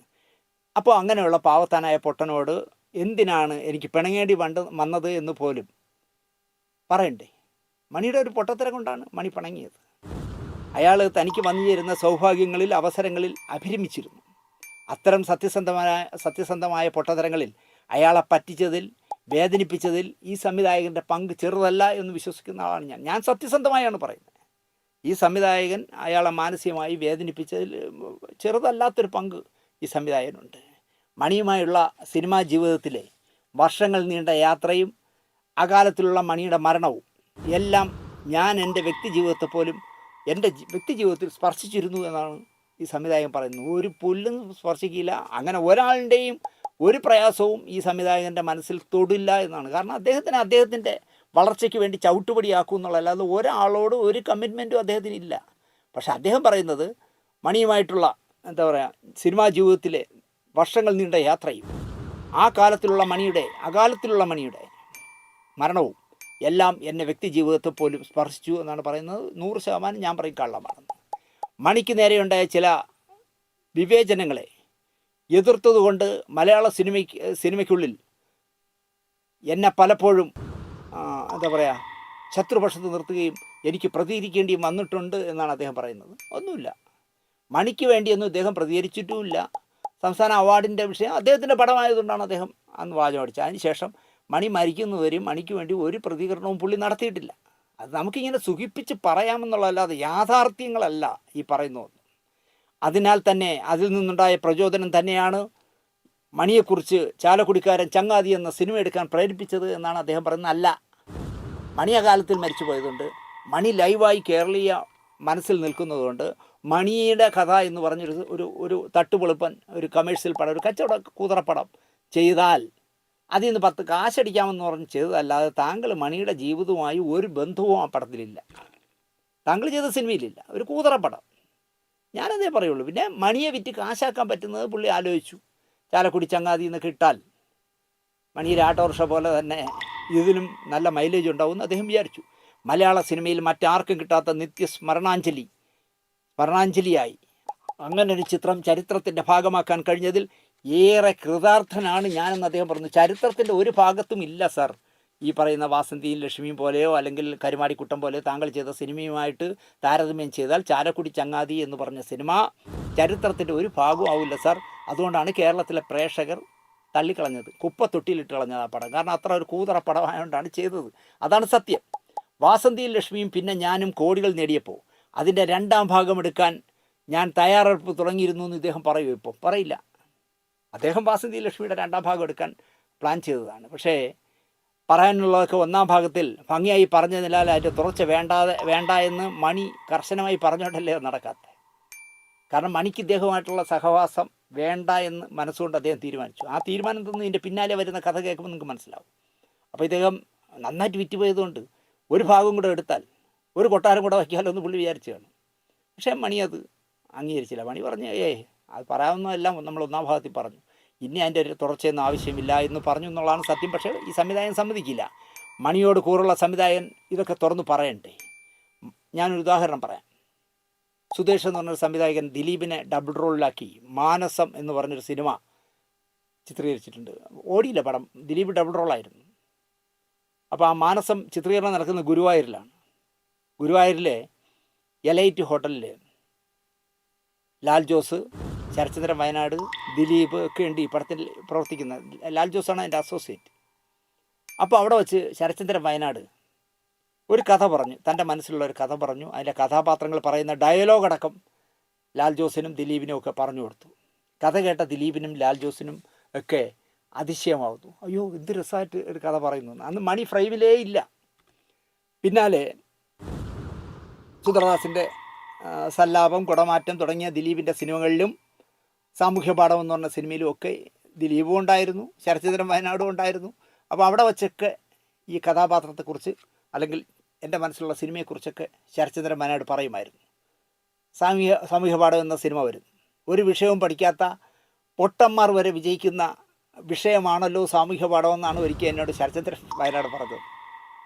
ഇംഗ്ലീഷിൽ തോക്കാം, ഹിന്ദിയിൽ തോക്കാം, കണക്കിൽ തോക്കാം, ഏതിലും തോക്കാം, പക്ഷേ സാമൂഹ്യ പാഠത്തിൽ ഒരു പൊട്ടനും തോക്കില്ല എന്നാണ് ശരത്ചന്ദ്രൻ എപ്പോഴും പറയാറ്. പക്ഷേ പ്രേക്ഷകർ സാമൂഹ്യ പാഠം കണ്ടില്ല എന്നാണ് അന്ന് ശരത്ചന്ദ്രൻ എന്നോട് പറഞ്ഞിരുന്നത്. അപ്പോൾ ശരത്ചന്ദ്രൻ എല്ലാ പടങ്ങളിലും കയറി ചെറിയ ചെറിയ വേഷങ്ങൾ ചെയ്യും. അപ്പോൾ സാമൂഹ്യ പാഠത്തിൽ ഹക്കീം എന്ന് പറഞ്ഞാൽ താടിക്കാരൻ ഹക്കീം, ഇനിയിപ്പോൾ ഹക്കീമിൻ്റെ പേര് പറയാമെന്ന് പറഞ്ഞിട്ടുണ്ട്, കാരണം അദ്ദേഹത്തിൻ്റെ ഭാര്യ എന്നെ തെറി വിളിച്ച പ്രോഗ്രാം നിങ്ങൾ കണ്ടിരിക്കുമല്ലോ. അപ്പോൾ ഹക്കീം ഒരു ഉരുളി മോഷ്ടിച്ചുകൊണ്ടൊക്കെ പോകുമ്പോൾ അത് നോക്കിക്കൊണ്ടിരിക്കുന്ന ക്ലോസപ്പ് ശരത്തിൻ്റെയാണ് കാണിക്കുന്നത്. അപ്പം ഞാൻ ശരത്ചന്ദ്രൻ വയനാടിനോട് ഇത് പറഞ്ഞപ്പോൾ ശരത്ചന്ദ്രൻ വയനാട് പറഞ്ഞത്, എനിക്ക് എന്നെ കാണുന്നത്, പ്രേക്ഷകർക്ക് ആ നിൽക്കുന്ന ശരത്ചന്ദ്രൻ വയനാടാണെന്ന് കാണണമെന്നില്ല, പക്ഷേ എനിക്ക് എന്നെ കാണാൻ വേണ്ടിയാണ് ഞാൻ അത്തരം ജൂനിയർ വേഷങ്ങളിൽ അഭിനയിക്കുന്നത് എന്നാണ് ശരത്ചന്ദ്രൻ പറഞ്ഞത്. പക്ഷേ ശരത്ചന്ദ്രൻ വയനാട് സംവിധായകനായപ്പോൾ അഭിനയിക്കുകയില്ല. മറ്റുള്ളവരുടെ പടങ്ങളിൽ മാത്രമേ അദ്ദേഹം, ഇപ്പോൾ ദേവരായ മാഷിനോട് രവീന്ദ്രൻ മാഷ് പാട്ടുപാടാൻ അവസരം ചോദിച്ചല്ലേയാണ്. രവീന്ദ്രൻ മാഷ് പാട്ട് പാടാൻ ചോദിച്ചാൽ പറഞ്ഞു, അതിനിവിടെ പാടാൻ ദാസപ്പം ഉണ്ടല്ലോ എന്ന് പറഞ്ഞപ്പോൾ, അല്ല ദാസപ്പനെ പോലെ ഞാൻ പാടും. അല്ല ദാസപ്പനെ പോലെ നീ പാടണ്ട, ദാസപ്പം പാടിക്കൊള്ളും, അല്ലെങ്കിൽ നീ പോയി ഒരു കാര്യം ചെയ്യും, ദാസപ്പനെ കൊന്നിട്ട് വാ എന്ന് പറഞ്ഞു. എന്നിട്ട് രവീന്ദ്രൻ മാഷ് ചൂള എന്ന് പറഞ്ഞ സിനിമ ചെയ്യുമ്പോൾ അതിൻ്റെ റെക്കോർഡിങ്ങിന് വന്നിട്ട് പോകാനായിട്ട് കാറിൽ കയറാൻ നേരത്ത് രവീന്ദ്രൻ മാഷിനോട് ചോദിച്ചു, അല്ലടാ ഇതിൽ രവി ആരൊക്കെയാണ് പാടണേ എന്ന് ചോദിച്ചു. അപ്പോൾ ദാസേട്ടനാണ് പാടുന്നത്, മറ്റാണ് മറിച്ചാണെന്നൊക്കെ പറഞ്ഞു. എന്ത് നീ പാടുന്നില്ലെന്ന് കേട്ടു. അപ്പോൾ രവീന്ദ്രൻ പറഞ്ഞു, മാഷ് അന്ന് പറഞ്ഞതിൻ്റെ അർത്ഥം ഇപ്പോഴാണ് എനിക്ക് മനസ്സിലായത്, പാട്ടൊക്കെ ട്യൂൺ ചെയ്ത് വന്നപ്പോഴാണ് എനിക്ക് മനസ്സിലായത് ഇതൊക്കെ യേശുദാസിന് പാടാൻ വേണ്ടിയുള്ള പാട്ടുകളാണെന്ന്, അതുകൊണ്ട് ഞാൻ പാടുന്നില്ല എന്ന് പറഞ്ഞതുപോലെ ക്ലോസപ്പുകളിൽ മാത്രം ഇടയ്ക്കിടയ്ക്ക് ചില സിനിമകളിൽ, ഇപ്പോൾ ചന്ദ്രമുഖിൽ എന്ന് പറഞ്ഞ പടത്തിൽ ഇങ്ങനെ കാറ്റ് തെറ്റാടി എന്തോ വെച്ച് കാവ്യയും പിള്ളേരും കൂടെ ജഗദീഷിനെ കല്ല് വെച്ചിങ്ങനെ കാറ്റാടി വെച്ചടിക്കുമ്പോൾ അത് കൊണ്ട് ജഗദീഷ് കരയുമ്പോൾ ഒരു ക്ലോസ് ശരത്ചന്ദ്രൻ വയനാട് നോക്കിക്കൊണ്ടിരിക്കുന്നത്. അങ്ങനെയൊക്കെയുള്ള ക്ലോസുകളിൽ അഭിനയിച്ചിട്ടുള്ള. അതിന് ശരത്ചന്ദ്രൻ പറയുന്നത്, എന്താ പറയുക, എന്നെ പ്രേക്ഷകർ കാണണമെന്നില്ല, എനിക്ക് എന്നെ കാണാനാവുന്ന ചെറിയ വേഷങ്ങൾ, അതാണ് എനിക്ക് ആഗ്രഹം എന്നാണ് അദ്ദേഹം പറയാറ്. എന്തായാലും സുന്ദർദാസ് സംവിധാനം ചെയ്യുന്ന സമ്മാനം എന്ന് പറഞ്ഞൊരു സിനിമയുണ്ട്. മനോജ് വിജയനും മഞ്ജു വാര്യരും ഒക്കെ അഭിനയിച്ച സിനിമയാണ്. ബ്ലസ്സി ആയിരുന്നു ആ പടത്തിൻ്റെ അസോസിയേറ്റ് ഡയറക്ടർ. തിരുവനന്തപുരത്ത് ആറ്റിങ്ങലിലായിരുന്നു ഷൂട്ടിങ്. കിരീട ഉണ്ണിയാണ് നിർമ്മാതാവ്. ആ പടത്തിലും ശരത്ചന്ദ്രൻ വയനാട് സംവിധാന സഹായിയാണ്. സംവിധാന സഹായി എന്ന് പറഞ്ഞാൽ അദ്ദേഹത്തിൻ്റെ ജോലി എന്താണെന്ന് ചോദിച്ചാൽ, രാവിലെ പോയി സെറ്റിൽ ചായ ഇടാനുള്ള പാല് വാങ്ങിക്കൊണ്ടിരിക്കുക, ഉച്ചക്കുള്ള മീൻ പച്ചക്കറിയൊക്കെ വാങ്ങലാണ് ജോലി. പേര് സഹസംവിധായകൻ എന്നാണ് പേര്. അത് ചിരിച്ചുകൊണ്ട് എന്നോട് ശരത്ചന്ദ്രൻ തന്നെ പറഞ്ഞിട്ടുണ്ട്. അപ്പോൾ ആ സെറ്റിൽ വെച്ച് വിശദമായി ശരത്ചന്ദ്രൻ വയനാട് എന്താ പറയുക, വയറ്റിലടിച്ച് പാടി ജീവിക്കുന്ന ഒരു അന്ധ യുവാവിൻ്റെ കഥ പറഞ്ഞു മണിയോട്. അപ്പോൾ അന്ന് ഇട്ടിരുന്ന പേര് പാർത്ഥ എന്നായിരുന്നു ഈ പടത്തിൽ. പാർത്ഥസാരഥി എന്നുള്ളതിൻ്റെ പാർത്ഥ. അപ്പം ഈ എന്താ പറയുക, വാസന്തി ലക്ഷ്മി ആയപ്പോഴാണ് രാമുവായി മാറിയത്. അപ്പോൾ പാർത്ഥ എന്നായിരുന്നു നായകൻ്റെ പേര്. ചിത്രത്തിൻ്റെ പേരും പാർത്ഥ എന്നിടാനാണ് ഇരുന്നത്. കഥ മുഴുവൻ കേട്ട് ത്രില്ലടിച്ച മണി പാർത്ഥസാരഥിയായി സെറ്റിൽ അന്ധനായി നടന്നു. അത് മഞ്ജു വാര്യരുടെ മുമ്പിലും മനോജ് വിജയൻ്റെ മുന്നിലും ഗണേശൻ്റെ മുന്നിലും ഒക്കെ അന്ധനായിട്ട് ചെന്ന് എന്താ എന്ന് പറഞ്ഞ് അഭിനയിച്ചു. കണ്ടവരെല്ലാം കൈയടിച്ച് പ്രോത്സാഹിപ്പിച്ചു. കാരണം അത്ര മനോഹരമായി ഈ കൃഷ്ണമണിയൊക്കെ മുകളിലേക്ക് കയറ്റിയിട്ട് നമുക്കൊന്നും ചെയ്യാൻ കഴിയില്ല. എങ്ങനെയാണെന്ന് പറഞ്ഞാൽ മണി അത് ചെയ്തത്, അങ്ങനെ ചെയ്യുമായിരുന്നു. അതെല്ലാം കഴിഞ്ഞ് ഈ പടം കഴിഞ്ഞ ശേഷം ചന്ദ്രൻ നിൽക്കുന്ന ദിക്കിൽ എന്ന് പറഞ്ഞ് ഗുണ്ടൽപേട്ടയിൽ ചിത്രത്തിൽ നിന്ന് നടക്കുകയാണ് ലാൽ ജോസിൻ്റെ പടം, ദിലീപ് ലാലൊക്കെ അഭിനയിക്കുന്ന പടം. അവിടെ നടക്കുമ്പോൾ ശരത്ചന്ദ്രൻ വയനാടിനൊരു ഫോൺ വന്നു. ഫോൺ എടുക്കുമ്പോൾ മറുവശത്ത് നിന്ന് പറയുന്നത്, നിങ്ങൾ പറഞ്ഞ ആ പാർത്ഥയുടെ കഥ ഇവിടെ ഏതാ ഷൂട്ട് ചെയ്തുകൊണ്ടിരിക്കുകയാണ് തൊടുപുഴയിൽ എന്ന് പറഞ്ഞു. കലാഭവൻ മണി നായകനായിട്ട് അഭിനയിച്ചുകൊണ്ടിരിക്കുന്നുണ്ട്. ഈ സംവിധാന പ്രതിഭയുടെ പേര് പറഞ്ഞു. വളരെ കൂളായിട്ട് ശരത്ചന്ദ്രൻ പറഞ്ഞു, അതിനെന്താ നടക്കട്ടെ, എനിക്കെന്ത് ചെയ്യാൻ പറ്റും? എനിക്കൊന്നും ചെയ്യാൻ പറ്റില്ലല്ലോ. എൻ്റെ കഥയെന്ന് പ്രൂവ് ചെയ്യാൻ എൻ്റെ കയ്യിൽ എന്തെങ്കിലും വേണ്ടേ എന്നായി ശരത്ചന്ദ്രൻ വയനാട്. പടം തിയേറ്ററിൽ വരട്ടെ എന്ന് പറഞ്ഞിട്ട് ശരത്ചന്ദ്രൻ ഫോൺ സംഭാഷണം അവസാനിപ്പിച്ചു. പടം വന്നു. ശരത്ചന്ദ്രൻ കാണുമ്പോൾ പാർത്ഥ തന്നെയാണ്, പക്ഷേ പടത്തിൻ്റെ പേര് വാസന്തി ലക്ഷ്മി പിന്നെ ഞാനും ആക്കിയിരിക്കും.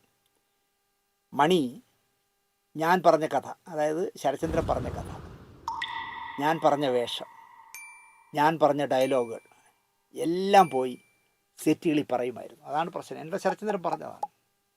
ഇപ്പോൾ പാർത്ഥ എന്ന് പറഞ്ഞ അന്ധനായ വയറ്റിൽ അടിച്ച് പാടുന്ന പാട്ടുകാരൻ്റെ കഥ പറഞ്ഞു കൊടുത്തപ്പോൾ മണി അത് വളരെ ശ്രദ്ധിച്ച് കേട്ടു. അപ്പോൾ അതിൽ പറഞ്ഞിരുന്ന വേഷം, അതിൽ പറഞ്ഞിരുന്ന എന്താണ് ആധിപത്യത്തിലുള്ള കഥ, അതിൽ ഇയാൾ കയറി വരുമ്പോൾ അച്ഛൻ കളക്ടർ ഉദ്യോഗം കഴിഞ്ഞ് മോൻ വരുന്നു എന്ന് ചോദിക്കുന്ന ഡയലോഗ് ഒക്കെ മണി മനഃപ്പാടമാക്കി വെച്ചിരുന്നു. ശരത്ചന്ദ്രൻ പറയുന്നത് മണി നിഷ്കളങ്കനായ പൊട്ടൻ എന്നാണ്. അവൻ തന്നെ തേടി വരുന്ന പുതിയ കഥാപാത്രത്തിൻ്റെ ഹാങ് ഓവറിൽ കാണുന്നവരോടൊക്കെ പാർത്ഥനെ കാണിച്ചു കൊടുക്കുമായിരുന്നു. പിന്നെ ഞാനിതാ നായകനാവാൻ പോകുന്നൊരു സിനിമ വരുന്നു എന്ന് പറഞ്ഞിട്ട് ആരെ പരിചയക്കാരെ കണ്ടാലും പാർത്ഥയെ കാണിച്ചു കൊടുക്കും. ഇതാണ് കണ്ടാ പാർത്ഥൻ എങ്ങനെയുണ്ട് എന്ന് പറഞ്ഞ് കാണിച്ചു കൊടുക്കുമായിരുന്നു. അടിച്ചു മാറ്റാൻ കഴിയുന്ന വേന്ദ്രൻ ആ കഥയങ്ങ് അടിച്ചു മാറ്റി. എല്ലാവരോടും മനസ്സ് തുറന്ന് എല്ലാവരെയും സഹായിച്ച് താരഭാരമില്ലാതെ ജീവിച്ച മണി ശരത്ചന്ദ്രനെ ചതിച്ചതല്ല, തുറന്നു പറഞ്ഞു. അതിനെ മുതലെടുത്തതാണ്. അല്ലാതെ ശരത്ചന്ദ്രൻ വയനാടിൻ്റെ കഥ അടിച്ചു മാറ്റി കൊണ്ടുവന്ന് ഈ വാസന്തി ലക്ഷ്മി ചെയ്യുന്ന സംവിധായകന് കൊടുത്തതല്ല. സത്യസന്ധമായി ഞാൻ അടുത്ത് ചെയ്യുന്ന സിനിമ ഇതാണ് എന്ന് പറഞ്ഞ് കഥ പറഞ്ഞു കൊടുത്തു. അതിനെ സംവിധായകൻ അടിച്ചു മാറ്റുമെന്ന് ഈ പറയുന്ന കലാഭവൻ മണി സ്വപ്നത്തിൽ പോലും വിചാരിച്ചില്ല. എനിക്ക് മണിക്ക് എന്നോടോ പിണക്കമില്ലായിരുന്നു. എൻ്റെ എന്താ പറയുക നന്മ എന്ന് പറഞ്ഞ സിനിമയിൽ ഈ വാസന്തി ലക്ഷ്മിയുടെ കേസ് കൊടുത്തു ശരത്ചന്ദ്രൻ വയനാട്. അതിനുശേഷം ആ കേസിൽ ശരത്ചന്ദ്രൻ വയനാട് വിജയിച്ചു. അത് കഴിഞ്ഞിട്ട് ഒരു പ്രതി കലാഭവമണിയായിരുന്നു. കലാഭവമണി കൂട്ടിക്കയറുന്നൊരു കഥയൊക്കെ പറഞ്ഞിട്ട് ചിരിച്ച് വണ്ടി പോയി വന്നു പറഞ്ഞു. കാരണം ജഡ്ജി വരെ ഇങ്ങനെ കൗതുകത്തോടെ നോക്കിക്കൊണ്ടിരിക്കണം മണിയെ. കാരണം മണിയുടെ ഈ മിമിക് പ്രോഗ്രാമുകളും പാട്ടുകളും നാടൻ പാട്ടുകളൊക്കെ കണ്ടിട്ടുള്ള ആളുകളാണല്ലോ ഈ വക്കീലന്മാരും ജഡ്ജിയൊക്കെ. അവരെല്ലാം അതിശയത്തോടെ മണിയെ നോക്കിക്കൊണ്ട് കോടതിയിലിരുന്നു എന്നാണ് ശരത്ചന്ദ്രൻ എന്നോട് പറഞ്ഞത്.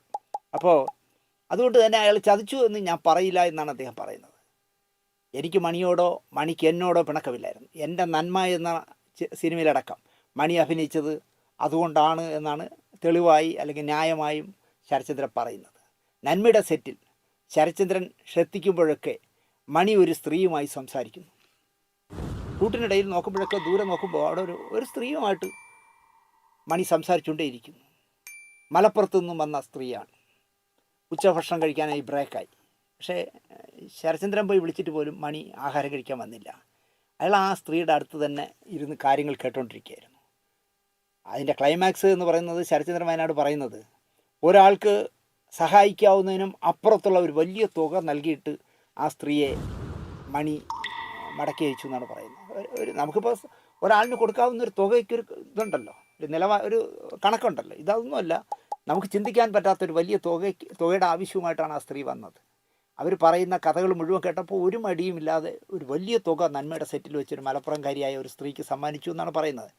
നീ ഭക്ഷണം കഴിക്കുന്ന ശരത്ചന്ദ്രൻ വയനാട് പറഞ്ഞപ്പോൾ എനിക്ക് സങ്കടവും വിഷമവും കാരണം ഭക്ഷണം കഴിച്ചാൽ ഇറങ്ങില്ല എന്നാണ് അന്ന് കലാഭവൻ മണി ശരത്ചന്ദ്രൻ വയനാടിനോട് പറഞ്ഞത്. ടൈറ്റിലിൽ പേര് വയ്ക്കണം, എനിക്ക് ന്യായമായ പ്രതിഫലം തരണമെന്ന് ശരത്ത് ഈ കഥ മോഷ്ടിച്ചു എന്നറിഞ്ഞപ്പോൾ ഈ സംവിധായകനെ വിളിച്ച് പറഞ്ഞു, അത് വാസന്തി ലക്ഷ്മി പിന്നെ ഞാൻ എൻ്റെ സംവിധായകനെ വിളിച്ച് പറഞ്ഞു ടൈറ്റിലിൽ എൻ്റെ പേര് വയ്ക്കണം, എനിക്ക് ന്യായമായ പ്രതിഫലം തരണം. പക്ഷേ അംഗീകരിക്കപ്പെട്ടില്ല. അങ്ങനെ ശരത്ത് കേസ് ഫയൽ ചെയ്തു.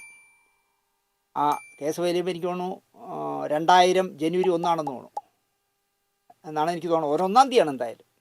ജനുവരി 1 കോടതിയുടെ കൂട്ടിൽ പ്രതിയായിട്ട് കലാഭവൻ മണി കയറി നിന്നു.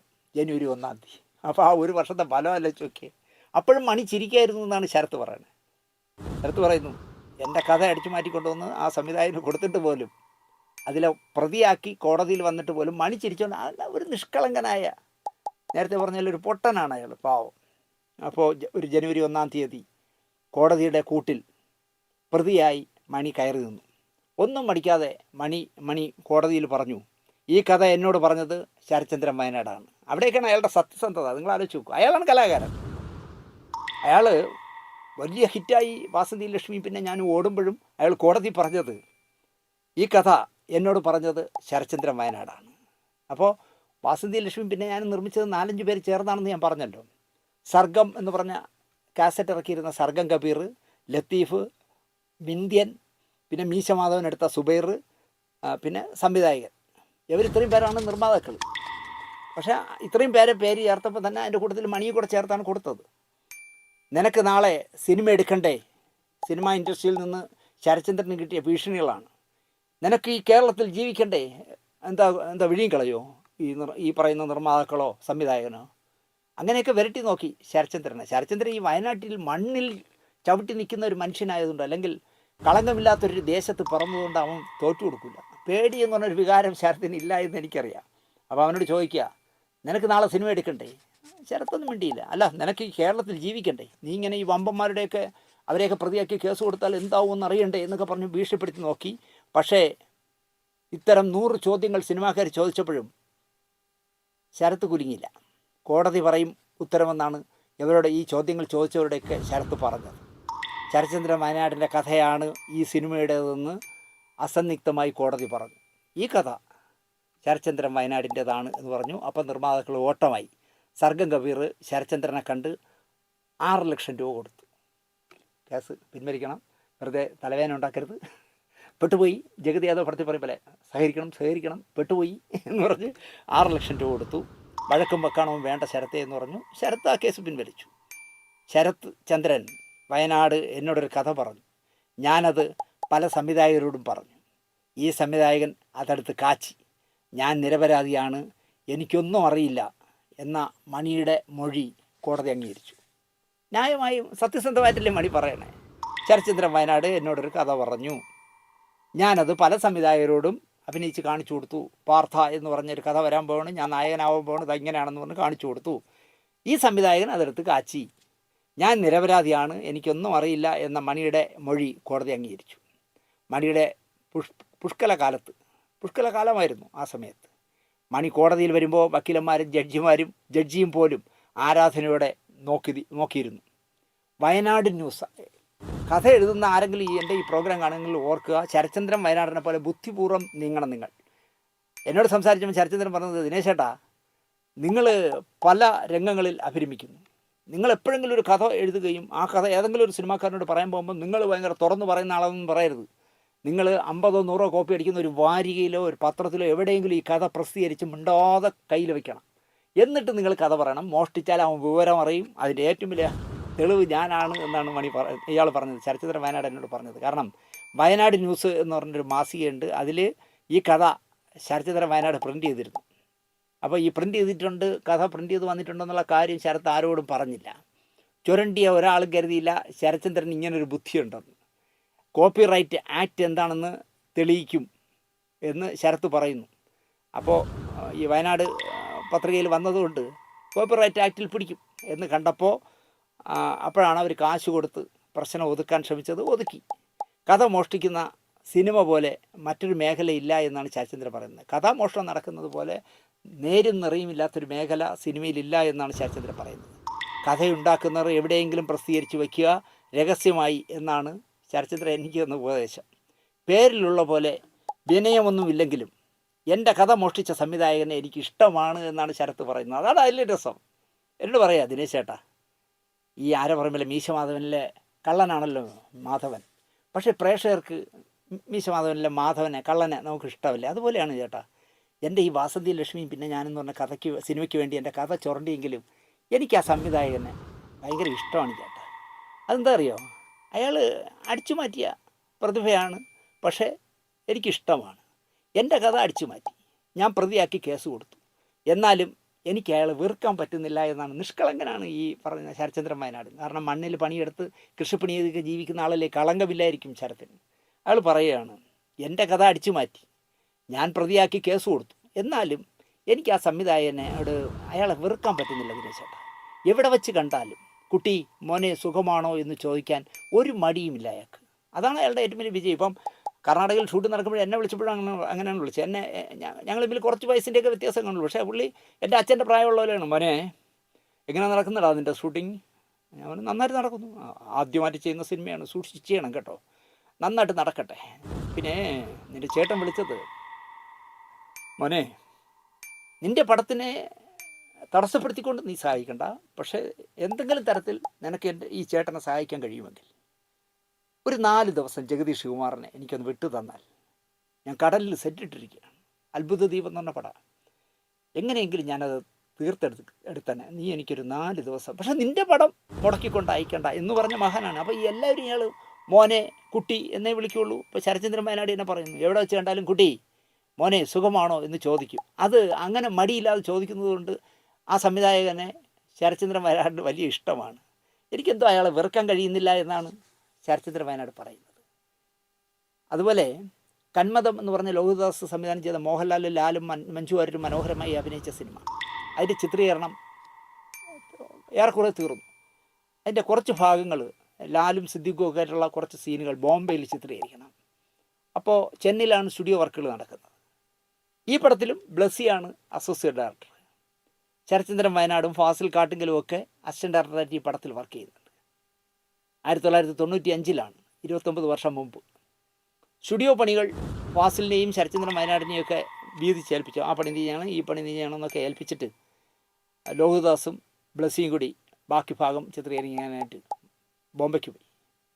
അപ്പോൾ ഞാനടക്കമുള്ള മദ്രാസിൽ ചെല്ലുന്ന സിനിമാക്കാരൊക്കെ താമസിക്കുന്നതാണ് ഉമാ ലോഡ്ജ്. സിനിമാക്കാരുടെ ഒരു ആവാസ കേന്ദ്രമാണ് ഉമാ ലോഡ്ജ്. ആ ഉമാ ലോഡ്ജിലാണ് ശരത്ചന്ദ്രൻ വയനാടും ഫാസിൽ കാട്ടുങ്കലും ഒക്കെ താമസിക്കുന്നത്. ഒരു രാത്രി അവിടെ വച്ച് ശരത്ചന്ദ്രൻ വയനാട് പാർത്ഥ എന്ന് പറഞ്ഞ ഒരു അന്ധ ഗായകൻ്റെ കഥ ഫാസിൽ കാട്ടുങ്കലിനോട് പറഞ്ഞു. അപ്പോൾ ഈ നമ്മൾ ഷൂട്ടിങ്ങിൽ ഡയലോഗുകളൊക്കെ റെക്കോർഡ് ചെയ്യാൻ അന്ന് ആഗ്രഹമൊന്നുമില്ലെങ്കിൽ ചെറിയ ബജറ്റിലാണ് എടുക്കുന്നതെങ്കിൽ റെക്കോർഡ് ചെയ്യാണ് ചെയ്യാറ്. അങ്ങനെ ടേപ്പ് റെക്കോർഡ് ഉണ്ടായിരുന്നതുകൊണ്ട് ശരത്ചന്ദ്രൻ വയനാട് പറഞ്ഞ പാർത്ഥ എന്ന് പറഞ്ഞ കഥ ഫാസിൽ കാട്ടുങ്കൽ ടേപ്പിൽ റെക്കോർഡ് ചെയ്തു. അത് റെക്കോർഡ് ചെയ്ത് മൊത്തം കഥ കേട്ട ശേഷം ഫാസിൽ അതിശയപ്പെട്ട് ഫാസിൽ പറഞ്ഞു, എനിക്ക് ആദ്യമായി സംവിധാനം ചെയ്യാനായിട്ട് ഈ സബ്ജക്റ്റ് നീ എനിക്ക് തരണം, നിനക്ക് ഞാൻ 25,000 രൂപ തരും കഥയ്ക്ക് എന്ന് പറഞ്ഞു. അപ്പോൾ തന്നെ നീ എടുത്തോ എന്ന് ശരത്ചന്ദ്രൻ പറയുന്നു. ശരത്ചന്ദ്രൻ്റെ കുഴപ്പം ഇതാണ്, ശരത്ചന്ദ്രൻ എവിടെയൊക്കെ പോകുമോ ആരുടെയൊക്കെ ഈ കഥ പറയും, മണി പറയും പോലെ തന്നെ ശരത്ചന്ദ്രനും പറയും, കേൾക്കുന്നവർക്ക് ഇഷ്ടപ്പെടും. അവർ ചുരണ്ടുവന്ന് ശരത്ചന്ദ്രൻ വിചാരിക്കുന്നില്ല, എന്നെ പോലെ തന്നെ നിഷ്കളങ്കനെന്നല്ലേ വിചാരിക്കുന്നത്. പക്ഷേ ഫാസിൽ കാട്ടുങ്കൽ ആ അന്തൻ്റെ കഥയെടുത്ത് പാർത്ഥയുടെ കഥയെടുത്ത് സിനിമയാക്കുന്നതിന് മുമ്പ് തന്നെ അടിച്ചു മാറ്റി വേറെ സിനിമ ആയിപ്പോയല്ലോ. ഇങ്ങനെ പറയാൻ തുടങ്ങി ഒരുപാട് പറയാമെന്നേ. 1995 ദ പോർട്ടർ, സമുദായം, അക്ഷരം 3 സിനിമകളിൽ കലാഭവൻ മണി അഭിനയിച്ചിരുന്നു. അതാണ് അയാളുടെ അഭിനയ ജീവിതത്തിലെ തുടക്കം. ദ പോർട്ടർ, സമുദായം, അക്ഷരം. 1996 ലോഹിതദാസിൻ്റെ തിരക്കഥയിൽ സിബി മലയിലിൻ്റെ അസോസിയേറ്റ് ആയിരുന്ന സുന്ദർദാസ് സല്ലാപം എന്ന് പറഞ്ഞ സിനിമ ചെയ്യുന്നത്. ആ സിനിമ മുതലാണ് മണിയെ 4 ആൾ അറിയാൻ തുടങ്ങിയത്. കാരണം സല്ലാപത്തിൽ ആ ചെത്തുകാരൻ മനോഹരമായി ചെയ്ത വേഷമാണല്ലോ. 8 പടം കഴിഞ്ഞിട്ടാണ് കലാഭവൻ മണി, വാസന്തി ലക്ഷ്മി, പിന്നെ ഞാൻ ചെയ്ത സംവിധായകൻ്റെ കല്യാണ സൗഗന്ധികം എന്ന് പറഞ്ഞ പടത്തിൽ അഭിനയിക്കുന്നത്. പക്ഷേ അദ്ദേഹം പറയുന്നത് കല്യാണ സൗഗന്ധികം മുതൽ മണി വച്ചടി വെച്ച് കയറ്റമായിരുന്നു. വെറുതെ പറയുന്നതാണ്, ചുമ്മാ പറയുന്നതാണ്. 6-ാം തമ്പുരാനിലെ കുട്ടൻ എന്ന് പറഞ്ഞ തമ്പുരാൻ മോശമാണ്, അല്പം ബുദ്ധിക്ക് കുറവുള്ള കുട്ടൻ വളരെ മനോഹരമായി ചെയ്ത മണി ചെയ്ത വേഷമായിരുന്നു. 1000 ചിറകുള്ള മോഹം എന്ന് പറഞ്ഞ പടമാണ് ഇപ്പോൾ ഇദ്ദേഹം പറയുന്നത്. എനിക്ക് അറിഞ്ഞൂടാ, ഈ പറയുന്ന സംവിധാന പ്രതിഭ സംവിധാനം ചെയ്ത സിനിമയാണ്, ആദ്യത്തെ സിനിമയാണ് 1000 ചിറകുള്ള മോഹം. ജയലളിത എന്ന് പറഞ്ഞൊരു നടിയുടെ മേനി പ്രദർശനമൊക്കെ നടത്തിയ സുകുമാരനൊക്കെ അഭിനയിച്ചൊരു പടമായിരുന്നു. അതുപോലുള്ള സെക്സ് പടങ്ങളാണ് അദ്ദേഹം ആദ്യം ചെയ്തത്. അതുപോലെ മോഹൻലാലിനെ കളിയാക്കുന്ന സൂപ്പർ സ്റ്റാർ എന്ന് പറഞ്ഞൊരു സിനിമ ചെയ്തു. എന്നിട്ട് ഒരു മടിയുമില്ലാതെ മോഹൻലാലിനോട് പോയി ഡേറ്റ് ചോദിച്ച കഥയൊക്കെ നിങ്ങൾക്ക് അറിയാമല്ലോ. അന്ന് ഞാൻ നമ്മുടെ ഏതോ ഒരു പ്രോഗ്രാമിൽ ഞാൻ പറഞ്ഞു, ആത്മാഭിമാനമെന്നുണ്ടെങ്കിൽ നാണമെന്നുണ്ടെങ്കിൽ മോഹൻലാൽ ഡേറ്റ് കൊടുക്കരുത്, അഥവാ മോഹൻലാൽ കൊടുത്താൽ ആന്റണി പെരുമ്പാവൂർ തടയണം എന്ന് ഞാൻ അന്ന് പറഞ്ഞിരുന്നു. പിന്നെ എവിടെ പോയി എന്ന് എനിക്കറിയാം, അതെവിടെ പോയി. പിന്നെ അത് കഴിഞ്ഞ് അദ്ദേഹം കന്യാകുമാരിയിലൊരു കവിത എന്ന് പറഞ്ഞ് തിരുവനന്തപുരത്ത് ഈ വെള്ളി അരഞ്ഞാണം വെള്ളി കൊലുസൊക്കെ വയ്ക്കുന്ന ഒരു പാവം മനുഷ്യൻ, എനിക്ക് പരിചയമുള്ള ഒരാളാണ്. അയാളുടെ കാശ് മുടക്കി ഒരു പടം എടുത്തു, കന്യാകുമാരിയിലൊരു കവിത. കാശില്ലാതെ ഒരുപാട് പ്രശ്നങ്ങളുടെ നടുവിൽ അത് എന്താ പറയുക ഷെഡ്യൂളായിപ്പോയി.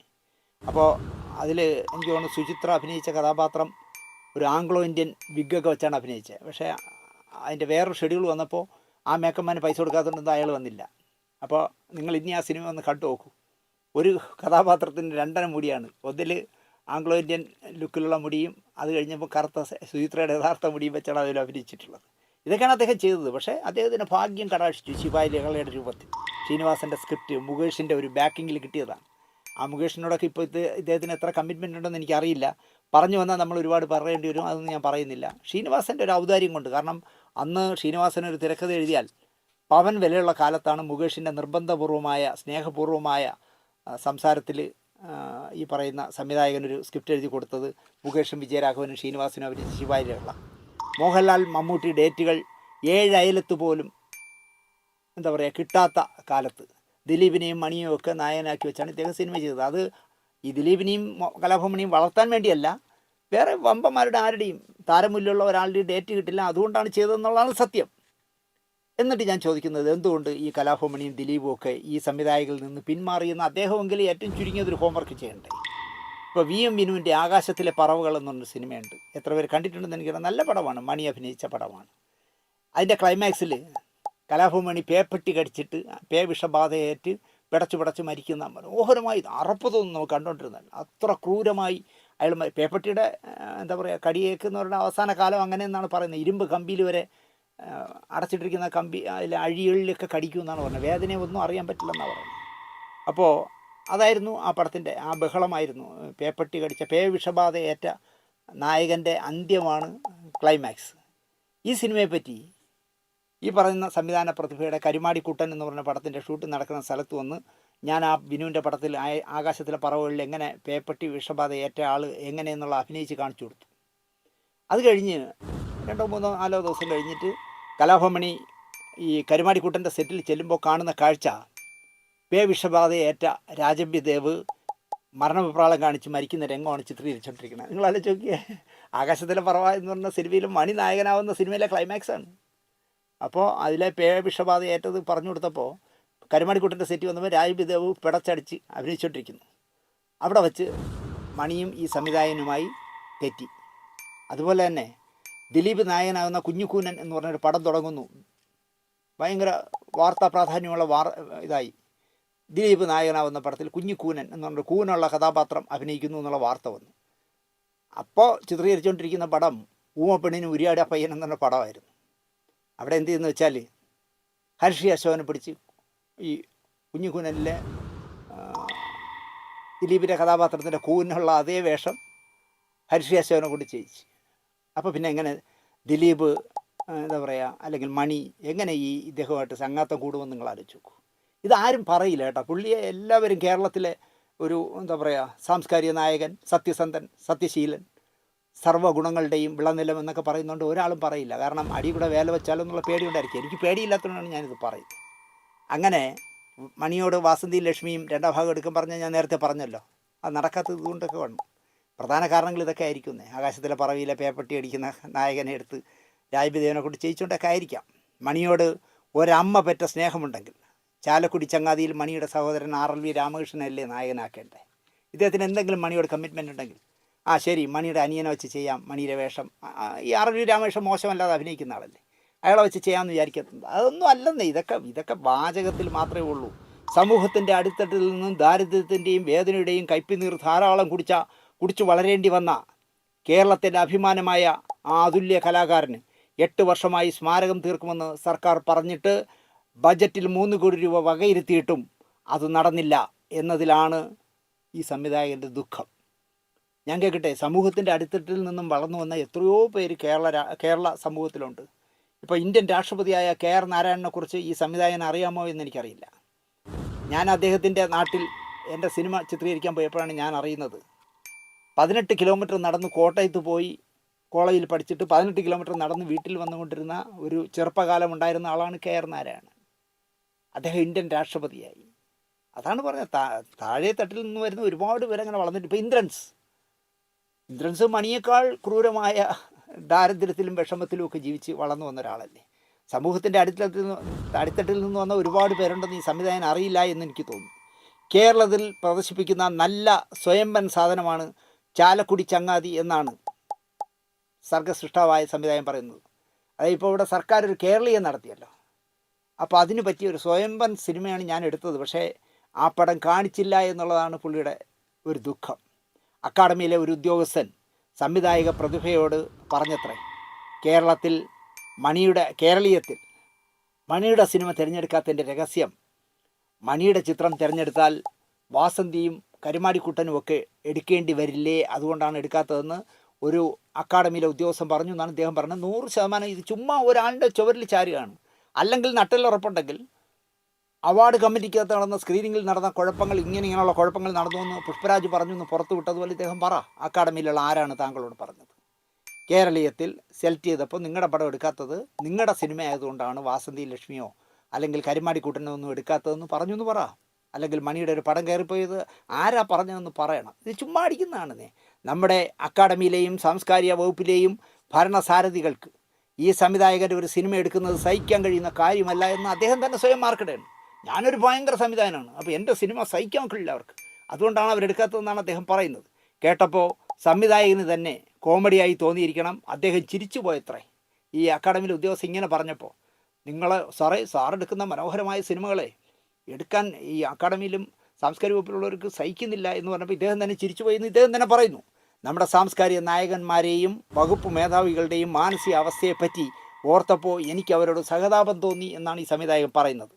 ഞാനടക്കം 5 വർഷം ഇരുന്ന സാംസ്കാരിക ക്ഷേമനിധിയിൽ എനിക്ക് അനുഭവമുള്ളതല്ലേ എനിക്ക് പറയാൻ പറ്റും. ഞാൻ 5 വർഷം ഇരുന്നാണല്ലോ സാംസ്കാരിക ക്ഷേമനിധി ബോർഡ് ഡയറക്ടറായിട്ട്.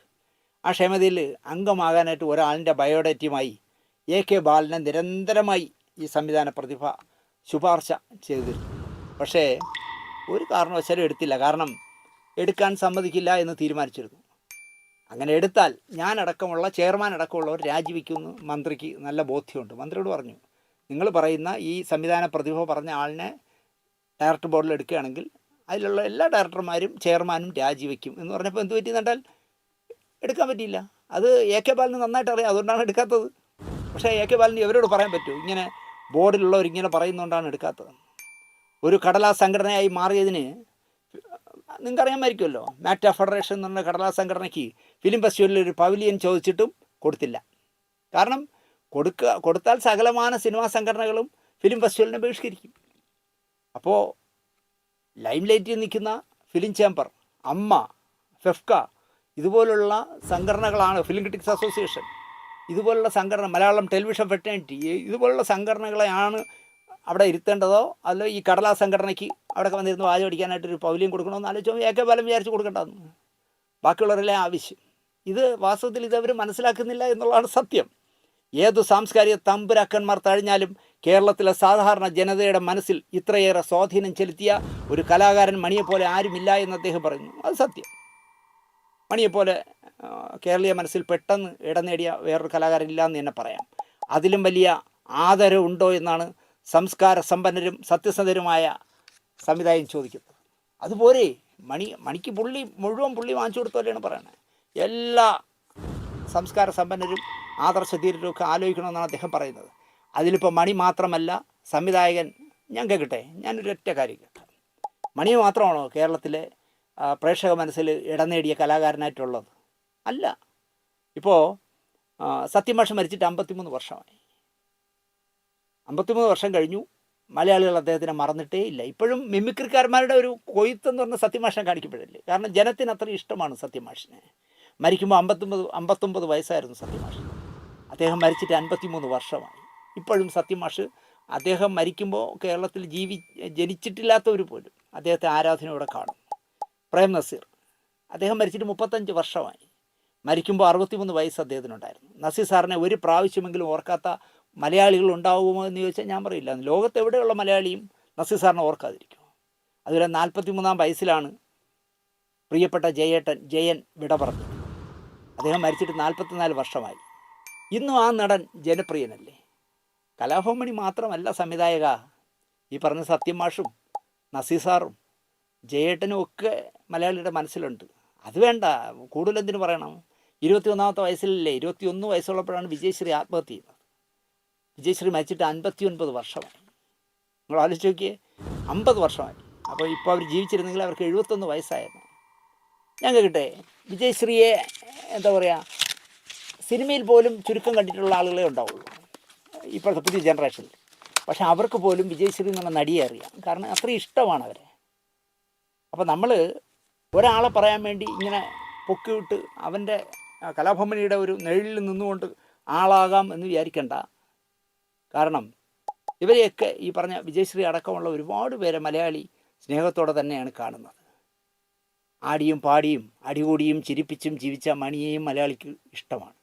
അതാണ് കലാകാരന്മാർക്ക് കിട്ടുന്ന യഥാർത്ഥ സ്നേഹമെന്ന് ഈ സംവിധായകൻ അടുത്ത വർഷം മണിയുടെ ചരമവാർഷികം ആഘോഷിക്കുന്ന സമയത്തെങ്കിലും ഓർക്കട്ടെ എന്നാണ് എനിക്ക് പറയാനുള്ളത്. മണിയെ എല്ലാവർക്കും ഇഷ്ടമാണ്. കാരണം അയാളുടെ പാട്ടും ആട്ടവും അയാളുടെ ചിരിയും അയാളുടെ മിമിക്രിയും എല്ലാ ആളുകൾക്കും ഭയങ്കര ഇഷ്ടമായിരുന്നില്ലേ. അതാണ് അയാളുടെ അസറ്റ് എന്ന് പറയുന്നത്. അല്ലാതെ നിങ്ങൾ പറയുന്ന പോലെ നിങ്ങളുടെ ഒരു വാസന്തി ലക്ഷ്മി ഉള്ളതുകൊണ്ടാണ് കലാഭവൻ മണിയെ കേരളീയ ജനത ഓർക്കുന്നത് എന്നുള്ള വങ്കത്തരം ഇനിയെങ്കിലും പറയുന്നത്. സ്വയം മാർക്കിടരുത്, എനിക്കതാണ് പറയാനുള്ളത്. എന്തായാലും എന്താ പറയുക, ഈ സംവിധാന പ്രതിഭയെക്കുറിച്ച് നമ്മുടെ ചാനലിൽ ഇനി പറയില്ല എന്ന് തീരുമാനിച്ചിരുന്ന ആളാണ് ഞാൻ. കാരണം എനിക്ക് അയാളെ അത്രയും ഞാൻ വെറുക്കുന്നു. നമ്മൾ സത്യസന്ധമായി ഒരു നിർമ്മാതാവിനെ പറ്റിച്ച കഥ പറഞ്ഞപ്പോൾ ഇയാൾ സൈബർ സെല്ല് വഴി CPIയുടെ ഏതോ ഒരു മന്ത്രിയെ പിടിച്ച് നമ്മുടെ ചാനലിനെ നശിപ്പിച്ച അന്ന് ഞാനൊരു തീരുമാനം എടുത്ത ഇയാളെപ്പറ്റി ഇനി പറയാൻ പാടില്ല.